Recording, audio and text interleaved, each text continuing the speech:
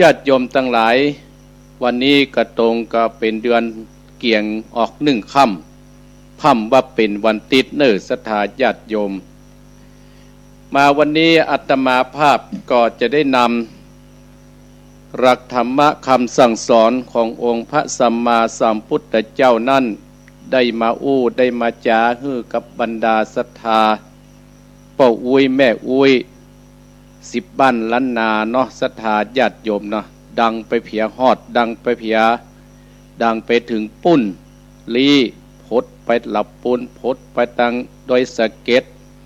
พดไปยังดาวขึ้นเหี่ยฝ่างพระศรัทธาญาติโยมเนาะวันนี้อาตมาภาพได้รับภาระหน้าที่จากท่านพระครูอภิวัฒนวิกรมได้มาพบปะศรัทธาญาติโยมแต่ว่าเป็นวันศีลศรัทธาญาติโยมเป็นวันเดือน12 ดับคราวที่แล้วก็เป็นวันศีลวันนี้อาตมาภาพก็จะได้มาพบปะศรัทธาคราวที่แล้วบ่ได้มาศรัทธาญาติโยมติดภาระที่จะต้องนำศรัทธาที่บรรดาพ่ออุ้ยแม่อุ้ยเพิ่นมานอนวัดนอนวาวันนี้ได้มอบภาระหน้าที่ให้กับตนรองไปเรียบร้อยแล้วเอาละศรัทธาญาติโยมมาแล้วเนอมาแล้วตื่นลุกได้แล้วลุกได้แล้วเนอลุกมาแล้วเฮาก็จะได้เข้าไปไหว้พระพุทธเจ้าเสียก่อนเพื่อเป็นมงคลกับบ้านกับจองกับหอกับเฮือนกับตนตัวของเฮาเอาละศรัทธาตั้งอกตั้งใจกราบพระเนอกราบ1กราบ2กราบ3อะระหังสัมมาสัมพุทโธภควาพุทธังภควันตังอภิวาเทมิกราบสวากขาโตภควตาธัมโมธัมมังนามัสสามิกราบสุปฏิปันโนภควโตสาวกสังโฆสังฆังนัมมามิกราบนะโมตัสสะภะคะวะโตอะระหะโตสัมมาสัมพุทธัสสะนะโมตัสสะภะคะวะโตอะระหะโตสัมมาสัมพุทธัสสะนะโมตัสสะภะคะวะโตอะระหะโตสัมมาสัมพุทธัสสะพุทธังสรณังคัสสมิธัมมังภะคะวะติสวะคาโต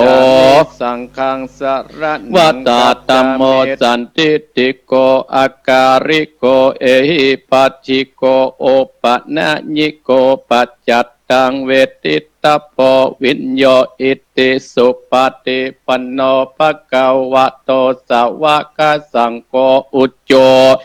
ติปันโนภะคะวะโตสาวกสังโฆจายะปฏิปันโนภะคะวะโตสาวกสังโฆสามิจิปฏิปันโนภะคะวะโตสาวกสังโฆญะติตัง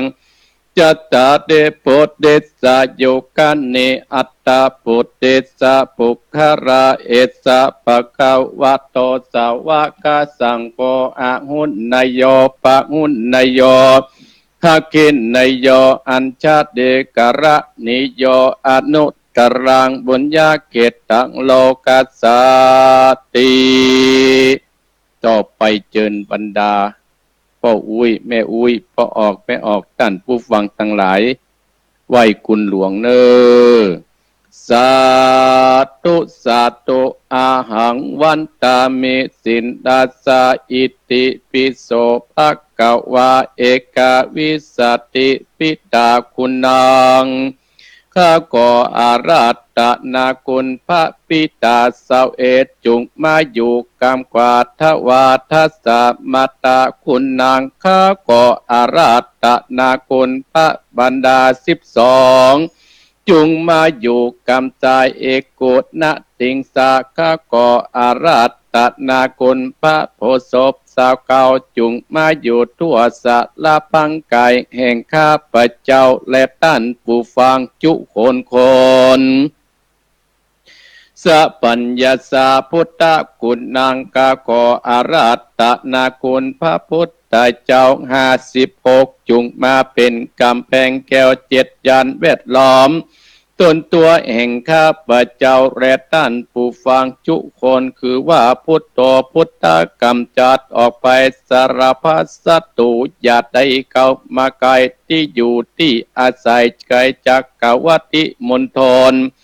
จงถอยหนีหือปนโดยติดจากคุณแห่งพระพุทธเจ้าเนเตออัตตาติงสาตมะคุณนางข้าก่ออารัตนาคุณพระสัตตมเจ้า38จงมาเป็นกำแพงแก้ว7ยันแวดล้อมตนตัวแห่งข้าพระเจ้าและท่านผู้ฟังจุคนธรรมโมธรรมัดกำจัดออกไปหมู่ศัตรูอย่าได้เข้ามาไกลที่อยู่ที่อาศัยจักกวัติมณฑลจงถอยหนีหือปนโดยติดจากคนแห่งพระสัตตมเจ้า38สังฆจาจุตตาเจวะข้าก่ออาราตนาคุณพระสังฆเจ้า14จงมาเป็นกำแพงแก้ว7ยันแวดล้อมตนตัวแห่งข้าพระเจ้าคือว่าสังโฆสังฆกำจัดออกไปหมู่ศัตรูอย่าได้เข้ามาไกลที่อยู่ที่อาศัยจักกวัติมณฑลจงถอยหนีปนโดยเตจากคนแห่งพระสังฆเจ้า14ติลัตตัดนางอาหังวันตาเมจินดาสาอิติปิโสภะกวาทัสสะจัตลคุณนางกาโคอาราตนาคุณพระอาจารย์10ตาจุงมาอยู่ทั่วอาการ32อัตตกรรมมาตานางกาขอราตนาคุณพระกรรมมาตานเจ้า18จุงมาเป็นทิพพมนต์ส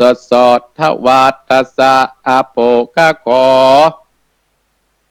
รัตนาคุณพระคงคา12เอกาวิสติโทรณิคุณนางข้าก่ออาราตนาคุณพระโทรัตนีสาวเอสตตวาโยกาโครัตนาคุณลมเจตสเตโชกาโคอาราตนาคุณไฟ6นามาเรียกว่าธาตุต่างสี่มีดินน้ำลมไฟนี้เป็นที่พึ่งแห่งทรัพย์ปัสสัตกาโกอาราตนามากำจัดกำจายนะตะโรโมตะไรพุทธสุนนายทาสุนียะทนอยู่ได้นะกะโมกะกุสโตสัมปวะอุนตุจุงบังเกิดเป็นนาคือพระโกนนาคมเป็นอาโปทัตนามยิ่งทั่วกัญญาโมกะโดโกตะโมสัมปวะอุนตุจุงบังเกิดเป็นโมคือว่าพระโกนนาคมนาเป็นธาตุลมหือสตามังสะและโลมาพุทธกากัสสะโปสัมปวะอุนตุจุงบังเกิดเป็นพุทธคือว่ากัสสะโปเป็นเตโชธาตุไฟล่างลันสังหารเผ่าพันธุ์อาสอรพิษกัตติญาตั้งแต่เกสาโรมานากาตันตาตะโจงมังสังมหาโดอติอาจิมิจังวากางอัตตจังยะกานางกิโลมากังปิอากังปัปปะสังอันตังอันตะกุดดังอุตตะติยังกะเตสามเป็นอาเสมังอุปโปโลอิตังเสโตเมโตอัสโสวาสาเกงโกสิงกานิกาละสิกามุตังมัตตะเกมัตตะลงพุงหมู่อาสอดละพิษกะติญากันได้ยินตุกาภกถาก็คือวิ่งหนีทากะโรโคตะโมสัมปวโหนโตจุงบังเกิดเป็นตาคือว่าพระสีกยะมุนีเป็นปัตตวีตตินยะกะโดดิยะเมตไตโยสัมปวโหนโตจุงบังเกิดเป็นยาคือพระศรีริยะเมตไตรเป็นอากาศฟุ้งหมู่สอดตาพิษ กติญาได้ยินตุกาภกตากอทนอยู่บ่ได้กาพระพุทธเจ้าจึงน้อมมือไหว้คุณอากาศ10 ทัศคุณอาการ21คุณอักขระ33คุณนิสวาสคุณอัสวาสคุณปัสสวาสศีล5คุณศีล8ศีล10 200จะเสดคุณปัญญาคุณสกิตาคุณอาละอันตาคุณมรรคสีคุณผลสีคุณนิพพาน1เป็นเก้านาบทางปฏิญาณถาภาเป็น10คุณตานะศีระเนกขมะปัญญาวิทยาคันติสัจจะอาทิตตนะเมตตาอุเบกขาเตวติงสาปารมีสัมปันโนพุทโธอนันตติคุณโนวัตโสภกวาอันว่าอาสัตตานันตติคุณจักประมาณมิได้จุมโอนทิพมณฑลประเจียนตั้ง84,000พระธรรมการตัดเสียตึงไปในและไปนอกคุณประสิทธิ์นารอดคุณประสิทธิ์นารายคุณประสิทธิ์ต่างหัวคุณประสิทธิ์ตาไฟคุณประสิทธิ์ได้แสนโกดคุณบานทิดาบท18คุณอันทรงวิชาแห่งพระพุทธเจ้าเตตายคุณพระสยาดคุณพระบาทคุณพระธาตุคุณพระมหาโมกขราคุณพระสาติบุตรคุณพระมหาอุปปโกฏคุณปฏิสาวกคุณบันทิตสัมมาเนนคุณพระมหากัญจนาเกณฑ์คุณ12คุณพรหมวิหารตั้ง400,000โกฏจักกรวาลข้าขอบมาบันดาลปปันอสอตพิษกัตติยาเพื่อว่าโลมาและอินทรีย์ข้าขออาราธนาคุณอภิธรรมา7กัมปีสังวิตาปุกกัญญาปาข้าขออาราธนาคุณนิกายตังหาติมาสังอังโคข้าขออาราธนาคุณพระวินัยตังอาคือปัญมาจุปาข้าขออาราธนาคุณสัตธรรมตั้ง8จิตนาปากายะข้าขอรัตนาคุณจยาคือมาตากุศาตุจุงมาเป็นดับกเกษตรกาเอมันตาข้าจักรัตนามาอยู่กลางสารบัดนี้ผู้ข้าจักฟันโดยไตรสนาคมผู้พุทธังตัสสะมิธัมมังตัสสะมิสังฆังตัสสะมินะโมตัสสะ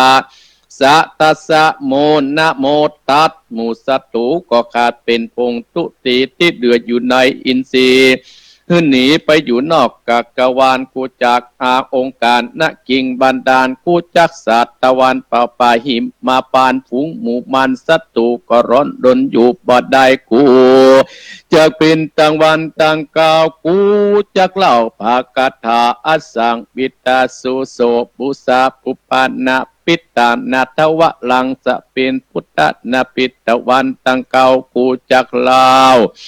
หากาถาพุทโธจะมาจิโนเสโตสริบุตโตจะตังกิตเตอุตตะเดมุกรดานโนจะอนันโตมัจจิเมวัจจะโกตัญโยบุปปโตภะเกภยเพกวัปปติอุปริติอเนกเนเจจักสสะโปอาโดเจวาอิสะเนสะเพเตพุทธมังกรโยกยาปุจิตโตอุนตินิตุโกนิปันตโวมหาเตโสสตาสุติสยาสุติภวันตุเมเอาละศรัทธาญาติโยมบรรดาพ่ออุ้ยแม่อุ้ยพ่อออกแม่ออกพี่น้องศรัทธาท่านผู้ฟังทั้งหลายที่ปากันลุกกันเจ้าเนาะที่ได้มาเปิดเครื่องวิทยุรับฟังวันนี้พี่น้องศรัทธาก่อนที่อาตมาภาพจะได้มานั่งนั่งจากับศรัทธาญาติโยมบรรดาพ่ออุ้ยแม่อุ้ยที่ผ่านมาจบไปนั่นก็คือรายการของท่านพระครูพิวัฒนวิกรมเจ้าอาวาสวัดปากตังเจริญจบจากปากตังเจริญเตอโอนมาทางวัดหนองเฮียงต่ออาตมาภาพจะอยู่กับศรัทธาญาติโยมถึงเวลา6 โมงเจ้าศรัทธาญาติโยมการจัดของอาตมาภาพนั้นในขณะนี้ก็96ของพระธาตุเจ้าโดยสุเทพและวัดไฟหินตลอดถึงปุ่นของอำเภอฝางวิทยุของอำเภอฝาง วัดพระบาทอุดมที่แม่นางเจ็ดสีพุทธศรัทธาญาติโยมที่วัดพระบาทอุดมตลอดถึงลี้และตลอดถึงปุ้นเจียงไฮ้เวียงป่าเป้าพดเพียจังหวัดน่านศรัทธาญาติโยมถ้าญาติโยมดูตังเฟซตังไลน์ก็ดูได้ทั่วโลกพดเพียต่างประเทศอยู่ที่ไหนก็คงจะได้หูได้หันตนตัวอาตมาภาพมาแล้วศรัทธาญาติโยมเพื่อจะบ่ให้เสียเวลาอาตมาภาพก็จะได้นำสาระความรู้หลักธรรมคำสั่งสอนขององค์พระสัมมาสัมพุทธเจ้านั้นได้มาได้มาจาให้ศรัทธาญาติโยมหลักธรรมะคำสั่งสอนขององค์พระสัมมาสัมพุทธเจ้าเนี่ยมีถึง 84,000 พระธรรมขันธ์ก่อนศรัทธาญาติโยมก็ 84,000 พระธรรมขันธ์ศรัทธาญาติโยมครูบาอาจารย์แต่รูปละตนก็จะมาย่นมาย่อให้ศรัทธาเนี่ยเข้าใจขึ้นยิ่งขึ้นเมื่อศรัทธาญาติโยมเข้าใจยิ่งขึ้นแล้วก็จะได้นำไปประพฤติปฏิบัติกันที่บ้านที่จองที่วัดที่วาแล้วบ้านหอจองเฮาก็จะจุ่มก็จะเย็นเมื่อบ้านจองเฮาจุ่มเฮาเย็นแล้วก็เข้าสู่ในหมู่บ้านแล้วก็เข้าสู่ในตำบลศรัทธาญาติโยมก่อนที่อาตมาภาพจะได้ได้จ่าศรัทธาญาติโยมอาตมาภาพในนามของคณะสงฆ์ตำบลสันติสุขก็ขอบคุณพี่น้องศรัทธาหัววัดต่างๆที่พากันไปธรรมสัญจรที่สำนักสงฆ์ปงจอเมื่อตะวาก็โดยมีหลวงพ่อท่านพระครูสุนทรธรรมานุโยคเจ้าคณะอำเภอโดยรอบเป็นองค์เทศนาฮือกับศรัทธาญาติโยมที่ไปตะวานี่มักหน้าหลายตาก็พอสมควรการจัดธรรมสัญจรภาษาสัมพันธ์นั่นตำบลสันติสุขนั่นก็จะจัด2 ครั้งโดยการศรัทธาญาติโยมอาตมาภาพก็ได้ใบได้จ่าพี่น้องในตำบลสันติสุขหลายครั้งหลายคราวกรรมโบราณเจนพ่อเจนแม่เพิ่นบอกว่าหนทางเฮาบัดเตียวนี่นะมันจังเป็นคุ้มเป็นโคถ้าเฮาตอนเตียวต่างนี่ต่างมันก็จะโล่งศรัทธาญาติโยมเหมือนกับคนที่เคยไปวัดไปวาเนี่ยศรัทธาญาติโยมถ้าเคยมาวัดไม่ว่าเฮาก็จะเกยหมดหรอหูจักหมดฮัดดึงมาอายฮัดดึงมาเนียมฮัดดึงมาอายกับคนที่เพิ่นบ่เคยมานี่นักแก่เนี่ยศรัทธาญาติโยมเพราะฉะนั้นบรรดาศรัทธาญาติโยมเป็นโอกาสของบรรดาอีพ่ออีแม่พี่น้องศรัทธาท่านผู้ฟังทั้งหลายพ่อครูสมบูรณ์ให้ลูกแล้วเนาะคนนั้นเจ็ดสีพ่อครูอ้วนขอบคุณเนอะพ่อครูอ้วนเนอะที่ชมอาตมาภาพ ขอบคุณอันนี้คือกำลังใจศรัทธาญาติโยมเนาะเนี่ยอาตมาภาพแล้วก็วันที่5ด้วยศรัทธาญาติโยมวันที่5 ตุลาธรรมสัญจรของคณะสงฆ์อำเภอแม่วาง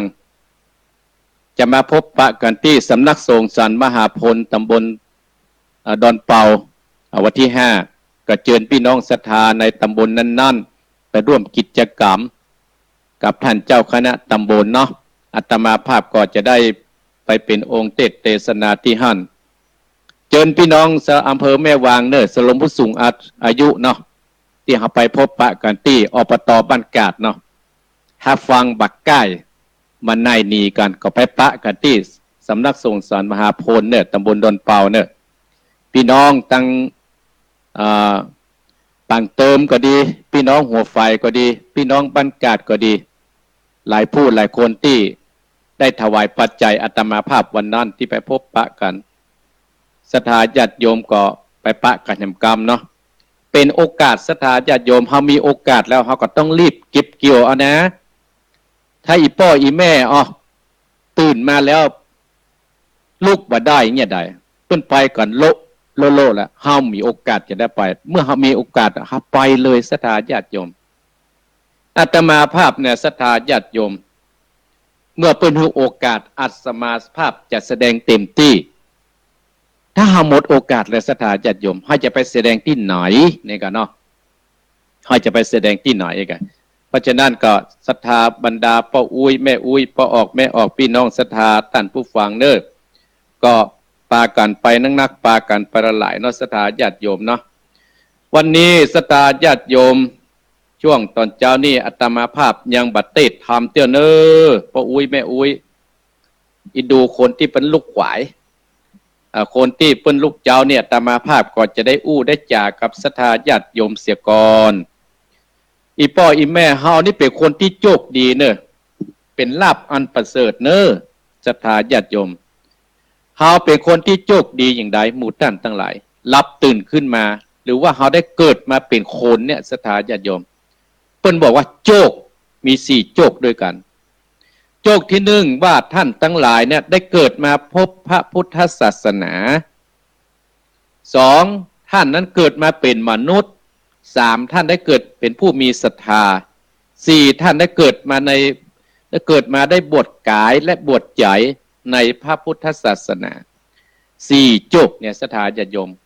บางคนป่วยโอกาสมันหายหนไปนะอีพ่ออีแม่อย่างอาตมาภาพว่าเกิดมาได้มาพบพระพุทธศาสนานะศรัทธาญาติโยมมันเป็นโอกาสหรอบอกว่าศาสนาใดๆก็ตามแต่เฮาน่ะส่วนมากนั้นเป็นศาสนาพุทธเฮาก็ต้องขอบคุณกับตัวเก่าว่าโอ้อันนี้มันเป็นบุญของเฮาแล้วเนี่ยที่เฮาได้มาเกิดพระพุทธศาสนาเกิดมาได้หันวัดเกิดมาได้หันวาเกิดได้หันตู้เจ้าเกิดได้หันครูบาอาจารย์ยิ่งบรรดาศรัทธาอีพ่ออีแม่ที่มีโอกาสเตียวได้นั่งได้คล่องมีโอกาสได้ไปธรรมะสัญจรได้ไปวัดได้ไปวาได้มานอนวัดได้มานอนวามันเป็นบุญนะศรัทธาญาติโยมบุญเนี่ยศรัทธาญาติโยมถ้าก่อนที่เราจะทำเนี่ยมันเป็นนามธรรมถ้าเราทำแล้วมันเป็นรูปธรรมนะเนี่ยเราได้เกิดมาพบพระพุทธศาสนาโดยเฉพาะวัดหนองเหียงเนี่ยศรัทธาญาติโยมในตำบลสันติสุขนะเราอวดศรัทธาวัดหนองเหียงหน่อยทุกวัดในตำบลสันติสุขเพิ่มมานอนวัดกันแล้ววัดหนองเหียงยังมีอยู่ศรัทธาญาติโยมอาตมาภาพพระดามจะให้มันอยู่คงคู่ไปกับวัดจนเสี่ยงอายุอาตมาภาพนี่เพราะฉะนั้นอันนี้เป็นแบบอย่างนะศรัทธาญาติโยมยิ่งเมินเข้ายิ่งนานเข้าเมินเข้านานเข้าคนเฮาก็จะเริ่มห่างวัดห่างวาไปติดศรัทธาญาติโยมมันห่างวัดห่างวาเพราะอะไรอย่างอีพ่ออีแม่เพราะว่าปัจจุบันเนี่ยคนเฮาเนี่ยเศรษฐกิจมันฮัดตัวถ้าหาเมามาแต่มากับนักแก่กัน เมามาแต่แค่กันนักแก่กันอาตมาภาพประเทศทำเตื้องหนึ่งศรัทธาญาติโยมประเทศทำบ้านศพเตื้องหนึ่งประเทศทางเหนือเนี่ยนะอาตมาภาพประเทศไปขี้เหล้าเนี่ยเฮาก็ว่าดีก็ดีนะมันจังเซลอาตมาภาพแต่อาตมาบ่เคยโคตรด้วยเขานะขี้เหล้านะนี่อย่างบ่โคตรศรัทธาญาติโยมเพราะว่าการงานเนี่ยมันแล้วกับขี้เหล้าหมดศรัทธาญาติโยมขี้เหล้ามันจังเซลอาตมาภาพหลับฟังกับธรรมนะเป็นกินพี่ดำกับข้าวเนื้อถ้าฟังกับพระครูบาธรรมนี่เนี่ยได้ฮะ ฟังกับทำกิจพี่ดำกับข้าวฟังกับขี้เหล้ากินลาบถึงวันอยู่ว่าเนี่ยศรัทธาญาติโยมอันนี้เป็นกรรมลอดคุ้มลอดโคปะโคมาบ่ได้เพราะฉะนั้นน้ำธรรมคำสอนของพระพุทธเจ้ามันสะอาดบริสุทธิ์กรรมเปิ้นถึงบอกว่าใจดีคือพระพุทธใจบริสุทธิ์คือพระธรรมเนี่ยใจงามคือพระสงฆ์อันเนี้ยอีพ่ออีแม่ได้เกิดมาพบพระพุทธศาสนาพระพุทธเจ้าเฮาเนี่ยศรัทธาญาติโยมเดิมทีเนี่ยนะเปิ้นเป็นลูกพญาเจ้าเมืองก่อนนะอีพ่ออีแม่เฮาหมู่ตั้นตั้งหลายว่ามีเงินมีทองเนี่ยอาจจะว่าสบายไปได้ท่านก็ถึงเจ้าเป็นลูกพญาเจ้าเมืองอ๋อเปิ้นยังหาทางปนตุกไปหาโค้นทางปนตุกแล้วเอามาอู้ให้หมู่เฮาคือพระพุทธเจ้าเฮาเนี่ยอีพ่ออีแม่พี่น้องศรัทธาท่านผู้ฟังทั้งหลายเปิ้นเป็นนักวิทยาศาสตร์คนแรกของโลกเปิ้นทดลองหมดอะโอ้เฮาอยู่อย่างอี้เฮาเป็นตุกเฮาไปอย่างอี้เฮาจะปนตุกเนี่ยศรัทธาญาติโยมอันเนี้ยเฮาต้องภาคภูมิใจเฮาว่าเฮาได้เกิดมาพบพระพุทธศาสนาแล้วเฮาในฐานะเป็นพ่อคนแม่คนเนี่ยเฮาก็ต้องทำเป็นแบบเป็นอย่างคือกับลูกกับหลานเฮาถ้าเฮายิ่งเฮามาวัดมาว่ายิ่งเฮาบ่ไหว้พระสวดมนต์เนี่ยโอ้ลูกหลานเฮาก็ตึงประทำศรัทธาญาติโยม ว่าลูกไม้บรรลนไก่ต้นเนี่ยศรัทธาญาติโยมอาตมาภาพจังหันครูบาอาจารย์เพิ่นก็เก่งเหมือนกันเหรอครูบาอาจารย์บางคนบางลูกบางโตนนี่นะศรัทธาญาติโยมเปิ้นบ่เจ้อู้นักแต่เปิ้นทำให้ลูกศิษย์ลูกหาเปิ้นได้หันอาตมาภาพเอาไผ่มาสอนจิตสอนใจก็หลวงปู่ครูบาเจ้าอาตมาภาพหลวงปู่ครูบาอินนี่ที่เป็นอุปชาของอาตมาภาพเนี่ยเปิ้นสอนอาตมาภาพเปิ้นทำเมื่อหารเมื่อหายุบได้กรรมได้พิสูจน์ได้อันเนี้ยศรัทธาญาติโยมดอกอู้ไปกับ30 นาทีแล้วนะศรัทธาญาติโยมถ้าหาปล่อยเวลาก็เลยไปเนี่ยศรัทธาญาติโยมมันเสียเวลาประเดี๋ยวนี้ตีสี่กึ่งแล้วเนี่ยศรัทธาญาติโยมเนี่ยอาตมาภาพดีใจนะศรัทธาญาติโยมเกิดมาได้อู้ได้จากับศรัทธาญาติโยมอีพ่ออีแม่เฮาเนี่ยเกิดมาได้พบพระพุทธศาสนาแหมเนื่องนึ่งเฮาเกิดนะได้เป็นมนุษย์ได้เป็นคนศรัทธาญาติโยมเมื่อเฮาเป็นคนนะเฮาจะเพื่อได้การสัตว์หิ่งห้อยเนี่ยสุนทรภู่เพิ่นจึงบอกว่างัวควายจังม้าไต่แล้วเหลือหนังดุเข่าหางยังเอาใจกันได้จาลุงสุดผมได้ใส่คนเฮายังกินลำอินต้องคนเฮาสหายพี่น้องไต่แล้วไผ่มุงข้องอะไรสุดแต่ดุพวกเขายังเอาไปขว้างไก่กลัวจักเป็นผีภัยมาหลอกบ้านได้มาหลอกบ้านได้เนี่ยศรัทธาญาติโยมเฮาได้เกิดมาเป็นมนุษย์เนี่ยมันเป็นสิ่งอันที่ประเสริฐสมมุติว่าบุญธรรมมันทักมันนะเฮาได้เกิดเป็นงัวเป็นควายเนาะ เฮามีโอกาสนะศรัทธาญาติโยมหากเกิดเป็นมนุษย์เป็นคนน่ะพยายามรีบตักตวงเอาเนออีพ่ออีแม่โดยอาตมาภาพได้เกิดปิดตุจาอาตมาภาพเปิ้นให้เนี่ยอาตมาภาพเอาหมดศรัทธาญาติโยมและอาตมาภาพมีความสุขเนี่ยศรัทธาญาติโยมความสุขอันอย่างใดได้คือความสุขกับบรรดาพ่ออุ้ยแม่อุ้ยพ่อออกแม่ออกต้านผู้ฟังทั้งหลาย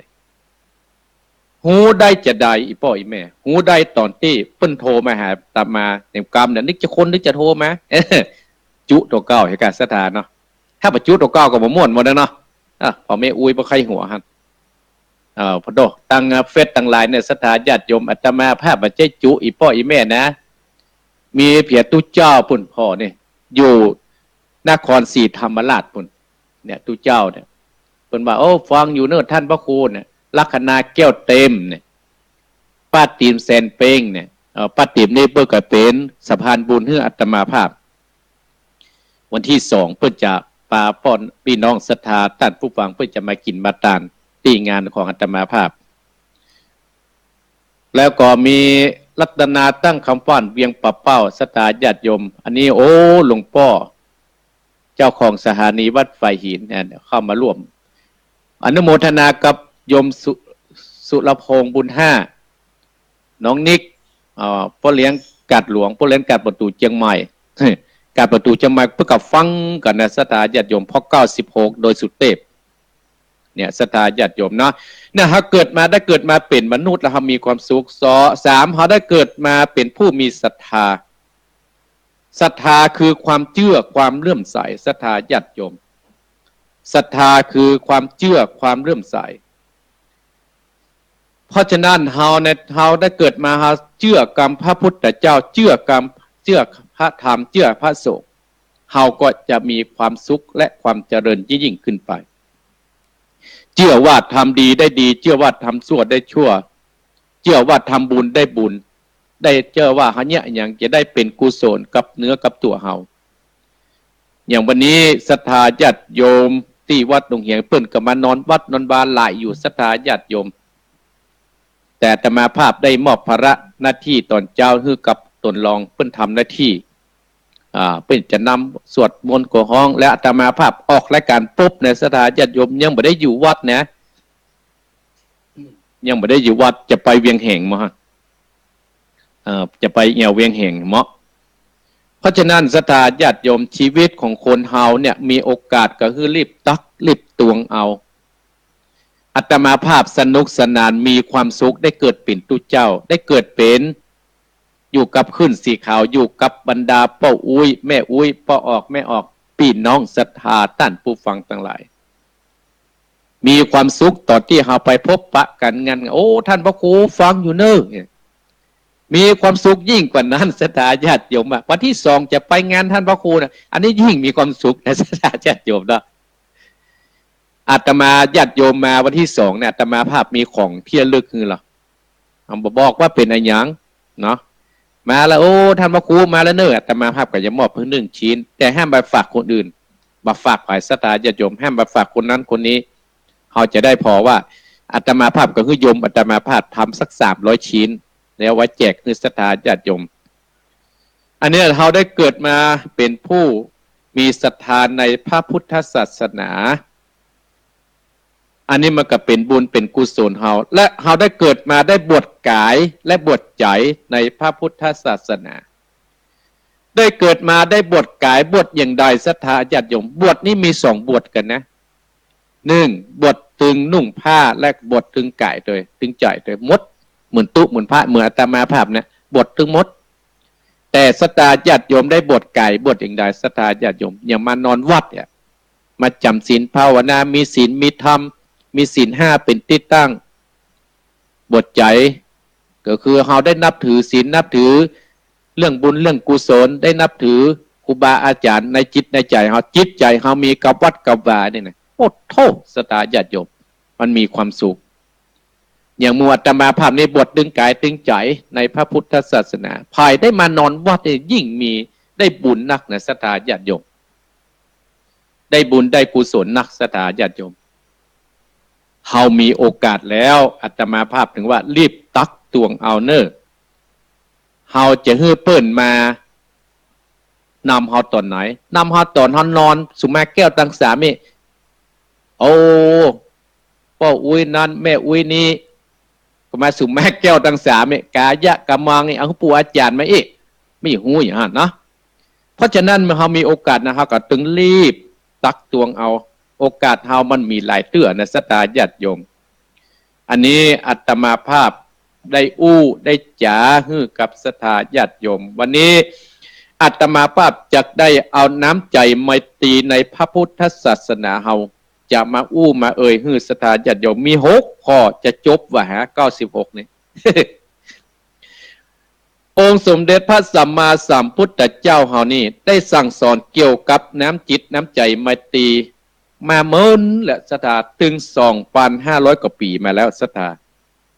ในธรรมะเรื่องสารานิยธรรมคือหลักการอยู่ร่วมกันของมนุษย์คนเฮาโดยให้เกิดระนึกถึงการทำให้เป็นที่รักของคนอื่นทำให้เป็นที่เคารพของผู้อื่นทำให้บ่เกิดการทะเลาะวิวาททำให้เกิดความสมานสามัคคีและทำให้เป็นเอกภาพเป็นหนึ่งเดียวกันทรงสั่งสอนให้มนุษย์คนเฮาทั้งหลายนี่นะศรัทธาญาติโยมมี6ข้อโดยกันในสารานิยธรรม6ข้อด้วยกัน1เป็นว่าเมตตากายกรรม2เมตตาวจีกรรม3เมตตามโนกรรม4สาธนโภคี5ศีลามัญญตา6ทิฏฐิสามัญญตา6ข้อด้วยกันที่อาตมาภาพจะใช้เวลานี้พูดจากับศรัทธาพี่น้องศรัทธาคือเข้าใจกับบุคคลที่เป็นลุกกันเมื่อเจ้าเนาะข้อที่1เมตตากายกรรมศรัทธาญาติโยมคือช่วยเหลือซึ่งกันและกันแสดงความเคารพนับถือต่อการยิ้มแย้มแจ่มใสต่อกันบ่ปัดทุษร้ายซึ่งกันและกันศรัทธาญาติกรรมอันนี้คือเมตตากายกรรมเฮาหันมีคนทุกข์มีคนเป็นทุกข์ศรัทธาญาติโยมเฮาหันคนเปิ้นทุกข์ยากเนี่ยเฮาก็ไปช่วยเติมช่วยแท่งไปช่วยเติมช่วยแท่งมีคนเดือดร้อนเฮาก็เอากายเฮาที่อุดมสมบูรณ์ที่มีบาปมีแหงเนี่ยเปิ้นแปลงบ้านก็ดีเปิ้นเพลวัดเพลวาเปิ้นเพลถนนหนทางก็ดีเมตตากายกรรมโดยไปช่วยเหลือซึ่งกันและกันแสดงความเคารพนับถือต่อกันคือเมตตากายกรรมคือใหญ่เฮาปะปุ้นใหญ่กว่าเฮาปะคนสูงกว่าเฮาก็ยกมือไหว้มือ10 นิ้วเฮาเนี่ยเป็นคาถาเมตตามหานิยมเนี่ยคือเปิ้นฮักศรัทธาญาติโยมถ้าเนี่ยคือเปิ้นจำกรรมละกุยต่อยปากกลางมัน ถ้าเนี่ยเปิ้นจางเห็นนะแต่ถ้าเนี่ยเปิ้นทางในไหว้ ยกมือไหว้โอ้สวัสดีพ่ออุ้ยสวัสดีแม่อุ้ยเนี่ยจ้างหันสอเขาว่าศรัทธาญาติโยมเพิ่นยกมือไหว้มาหรอเพื่อเรียกร้องเนี่ยเพื่อห้องเอาฐานเสียงเปิ่นเนี่ยศรัทธาญาติโยมอาตมาภาพนี้ไหว้หมดศรัทธาเน้นน้อยก็ไหว้ตู้เจ้าเท่าก็ไหว้ตู้เจ้าหนุ่มก็ไหว้เฮาว่ามันเหมือนเสียหายแต่บางคู่บางคนเนี่ยโอ้ถ้าวันนี้หน่อยเขามาไหว้ละอันนี้คือเมตตากายกรรมเพื่อความช่วยเหลือถ้ามีโอกาสเขาก็ช่วยเหลือคนที่ตกทุกข์ได้ยากแสดงความนับถือต่อการยิ้มแย้มแจ่มใสต่อการบัพพทุษร้ายหวังดีกับฝ่ายตรงข้ามข้อที่สองเมตตาวจีกรรมบอกกล่าวแนะนำตักเตือนกันกล่าววาจาสุภาพด้วยความเคารพนับถือกันพูดอู้ในสิ่งที่เหมาะควรที่จะอู้นะศรัทธาญาติโยมเมตตาวจีกรรมคือการกำอู้ของเฮาเนี่ยศรัทธาญาติโยมกำอู้ของเฮานี่เป็นที่กำอู้ที่เฮาบางครั้งเฮามีความรู้เฮาก็ไปตักเตือนคนที่บ่ฮู้ว่าโอ้อันนี้มันบ่ดีเนอะอันนี้มันบ่ดีเนอะสู่เขาจะไปแย่งอีเนอะอย่างครูบาอาจารย์เจนปางก่อนเพิ่นได้สอนเฮามึงไหว้พระไหว้พระเจ้าเนอะเฮาก็มีเมตวจีกรรมบอกตักเตือนช่วยเหลือแนะนำกันด้วยหลักธรรมะปัจจัยตักเตือนด้วยความเกียรติชังอาจารย์วาจาที่เสียดสีคนอื่นคือเพิ่นได้ตุกอกตุกใจครูบาอาจารย์เพิ่นสอนว่าคนใดที่ใจวาจาที่ไปเสียดสีคนอื่นคือเพิ่นได้ตุกอกตุกใจเนี่ยเป็นบาปหลายเต้านะศรัทธาญาติโยมเฮาชนะคนเดียวแต่เฮาเป็นตุก100 วันเนี่ยศรัทธาเฮาชนะตุกชนะวันเดียวเป็นตุกเป็น100 วันอีพ่ออีแม่ลังกึดเด้อศรัทธาญาติโยมบรรดาอีพ่ออุ้ยแม่อุ้ยสมมติกรรมอู้ของเฮานะเฮาอู้กรรมเดียวนะมีความสุขกรรมเดียวแต่เฮาทุกข์เป็น100เป็นพันวันเพื่อกับตลอดชีวิตนะ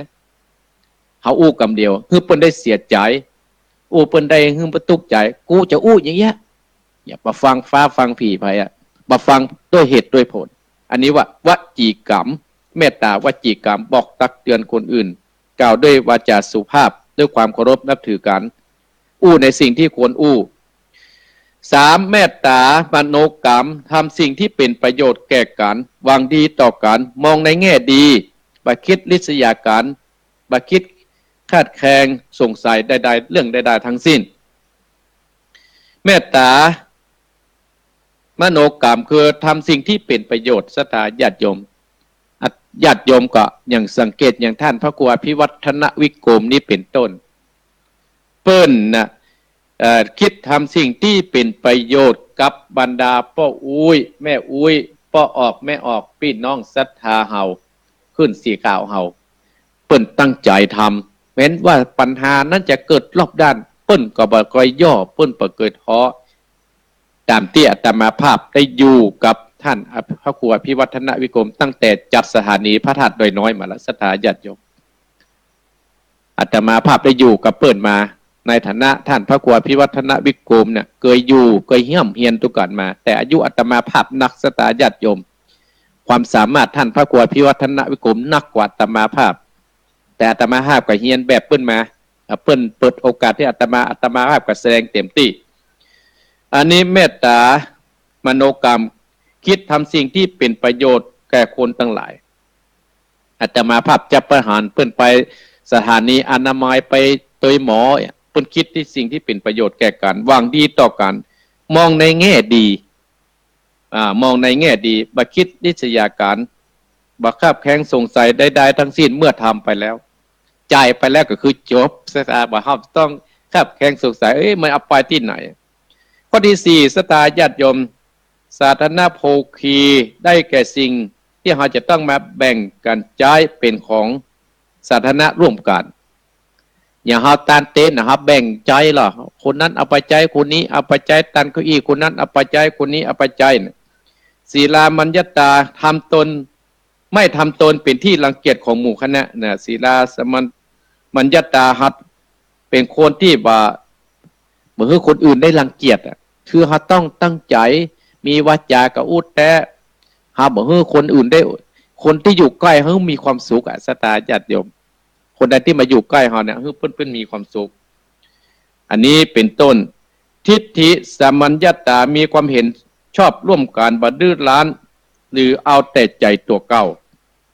นี่คือมีความเห็นร่วมกันอาตมาภาพอยู่กับท่านพระครูพิวัฒนนิคมเนี่ยมีความเห็นร่วมกันไปถึงใดกับร่วมกันศรัทธาญาติโยมโดยบ่ดื้อบ่รั้นบ่เอาแต่ใจเพิ่นบอกคือหยุดอาตมาภาพก็หยุดเพิ่นบอกคือไปอาตมาภาพก็ไปอันเนี้ยแหละศรัทธาญาติโยมทั้งหลายเนาะอาตมาภาพเนี่ยได้ได้จ่าให้บรรดาศรัทธาอีพ่ออีแม่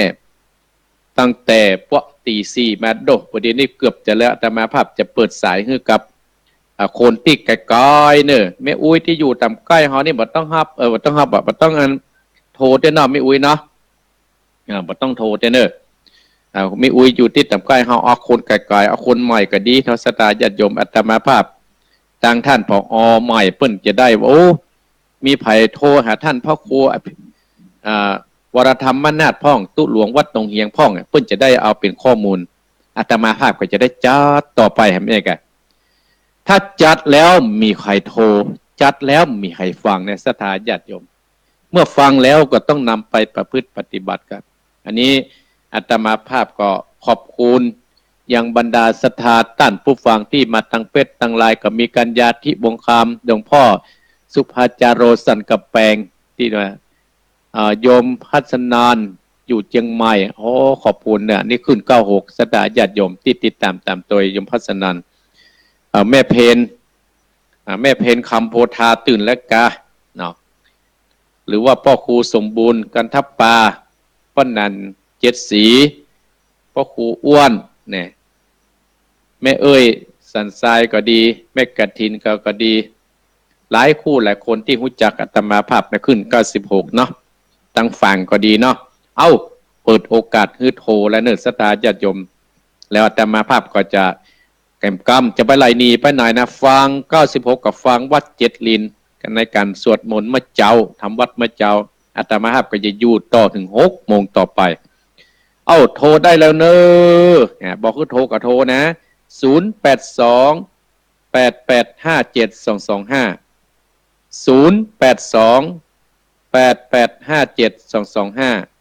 0828857225ดักปิ้ง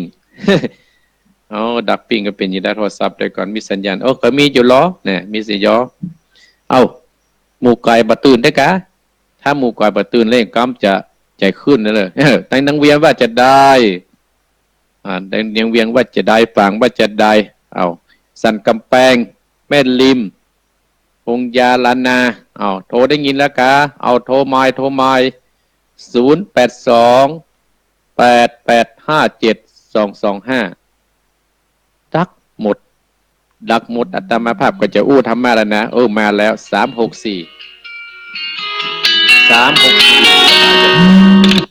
เจริญปอน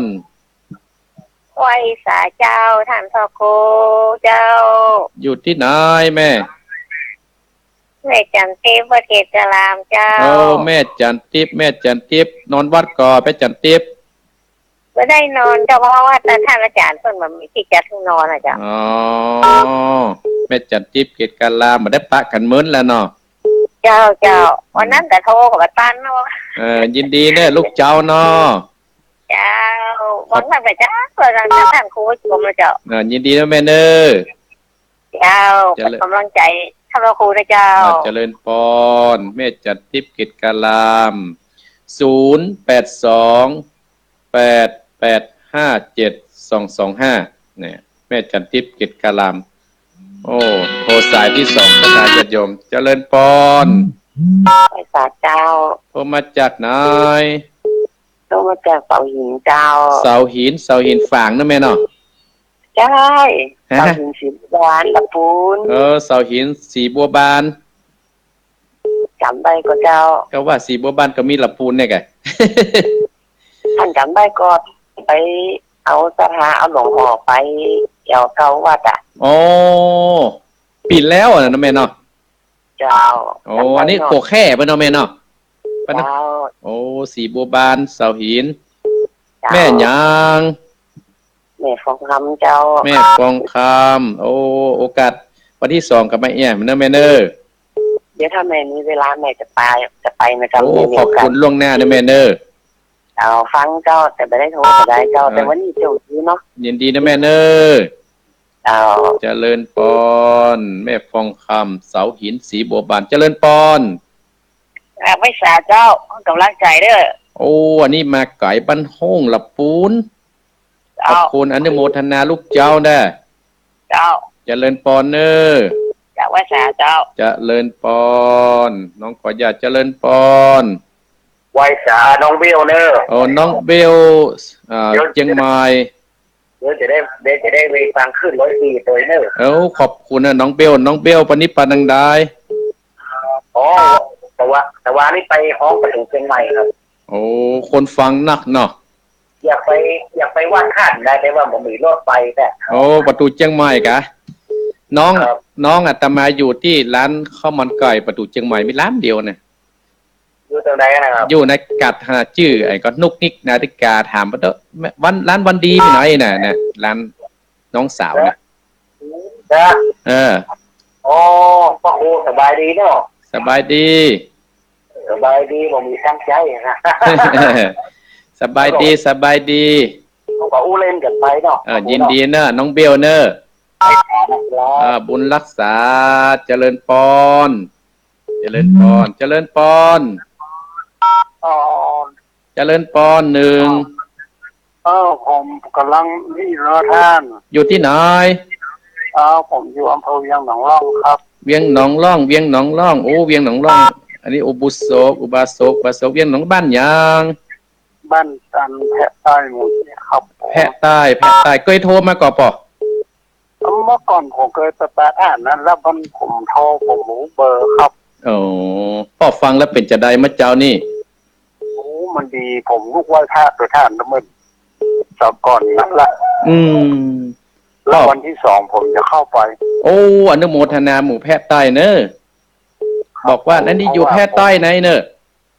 ญาติผมอยู่ที่หนองหยางเหรอ โอ้ยินดีเนอะ จุ่มพี่เดิมไปคนตังบ้านแอนบ้านน้อยแท้ อ๋อป้าจุ่มอ่ะ ครับผม ยินดีป้าอันพี่น้องแพะใต้เนอะ น้องกัน พี่น้อง ผม ขอบคุณเนอะ สองผมจะเข้าไปหาท่าน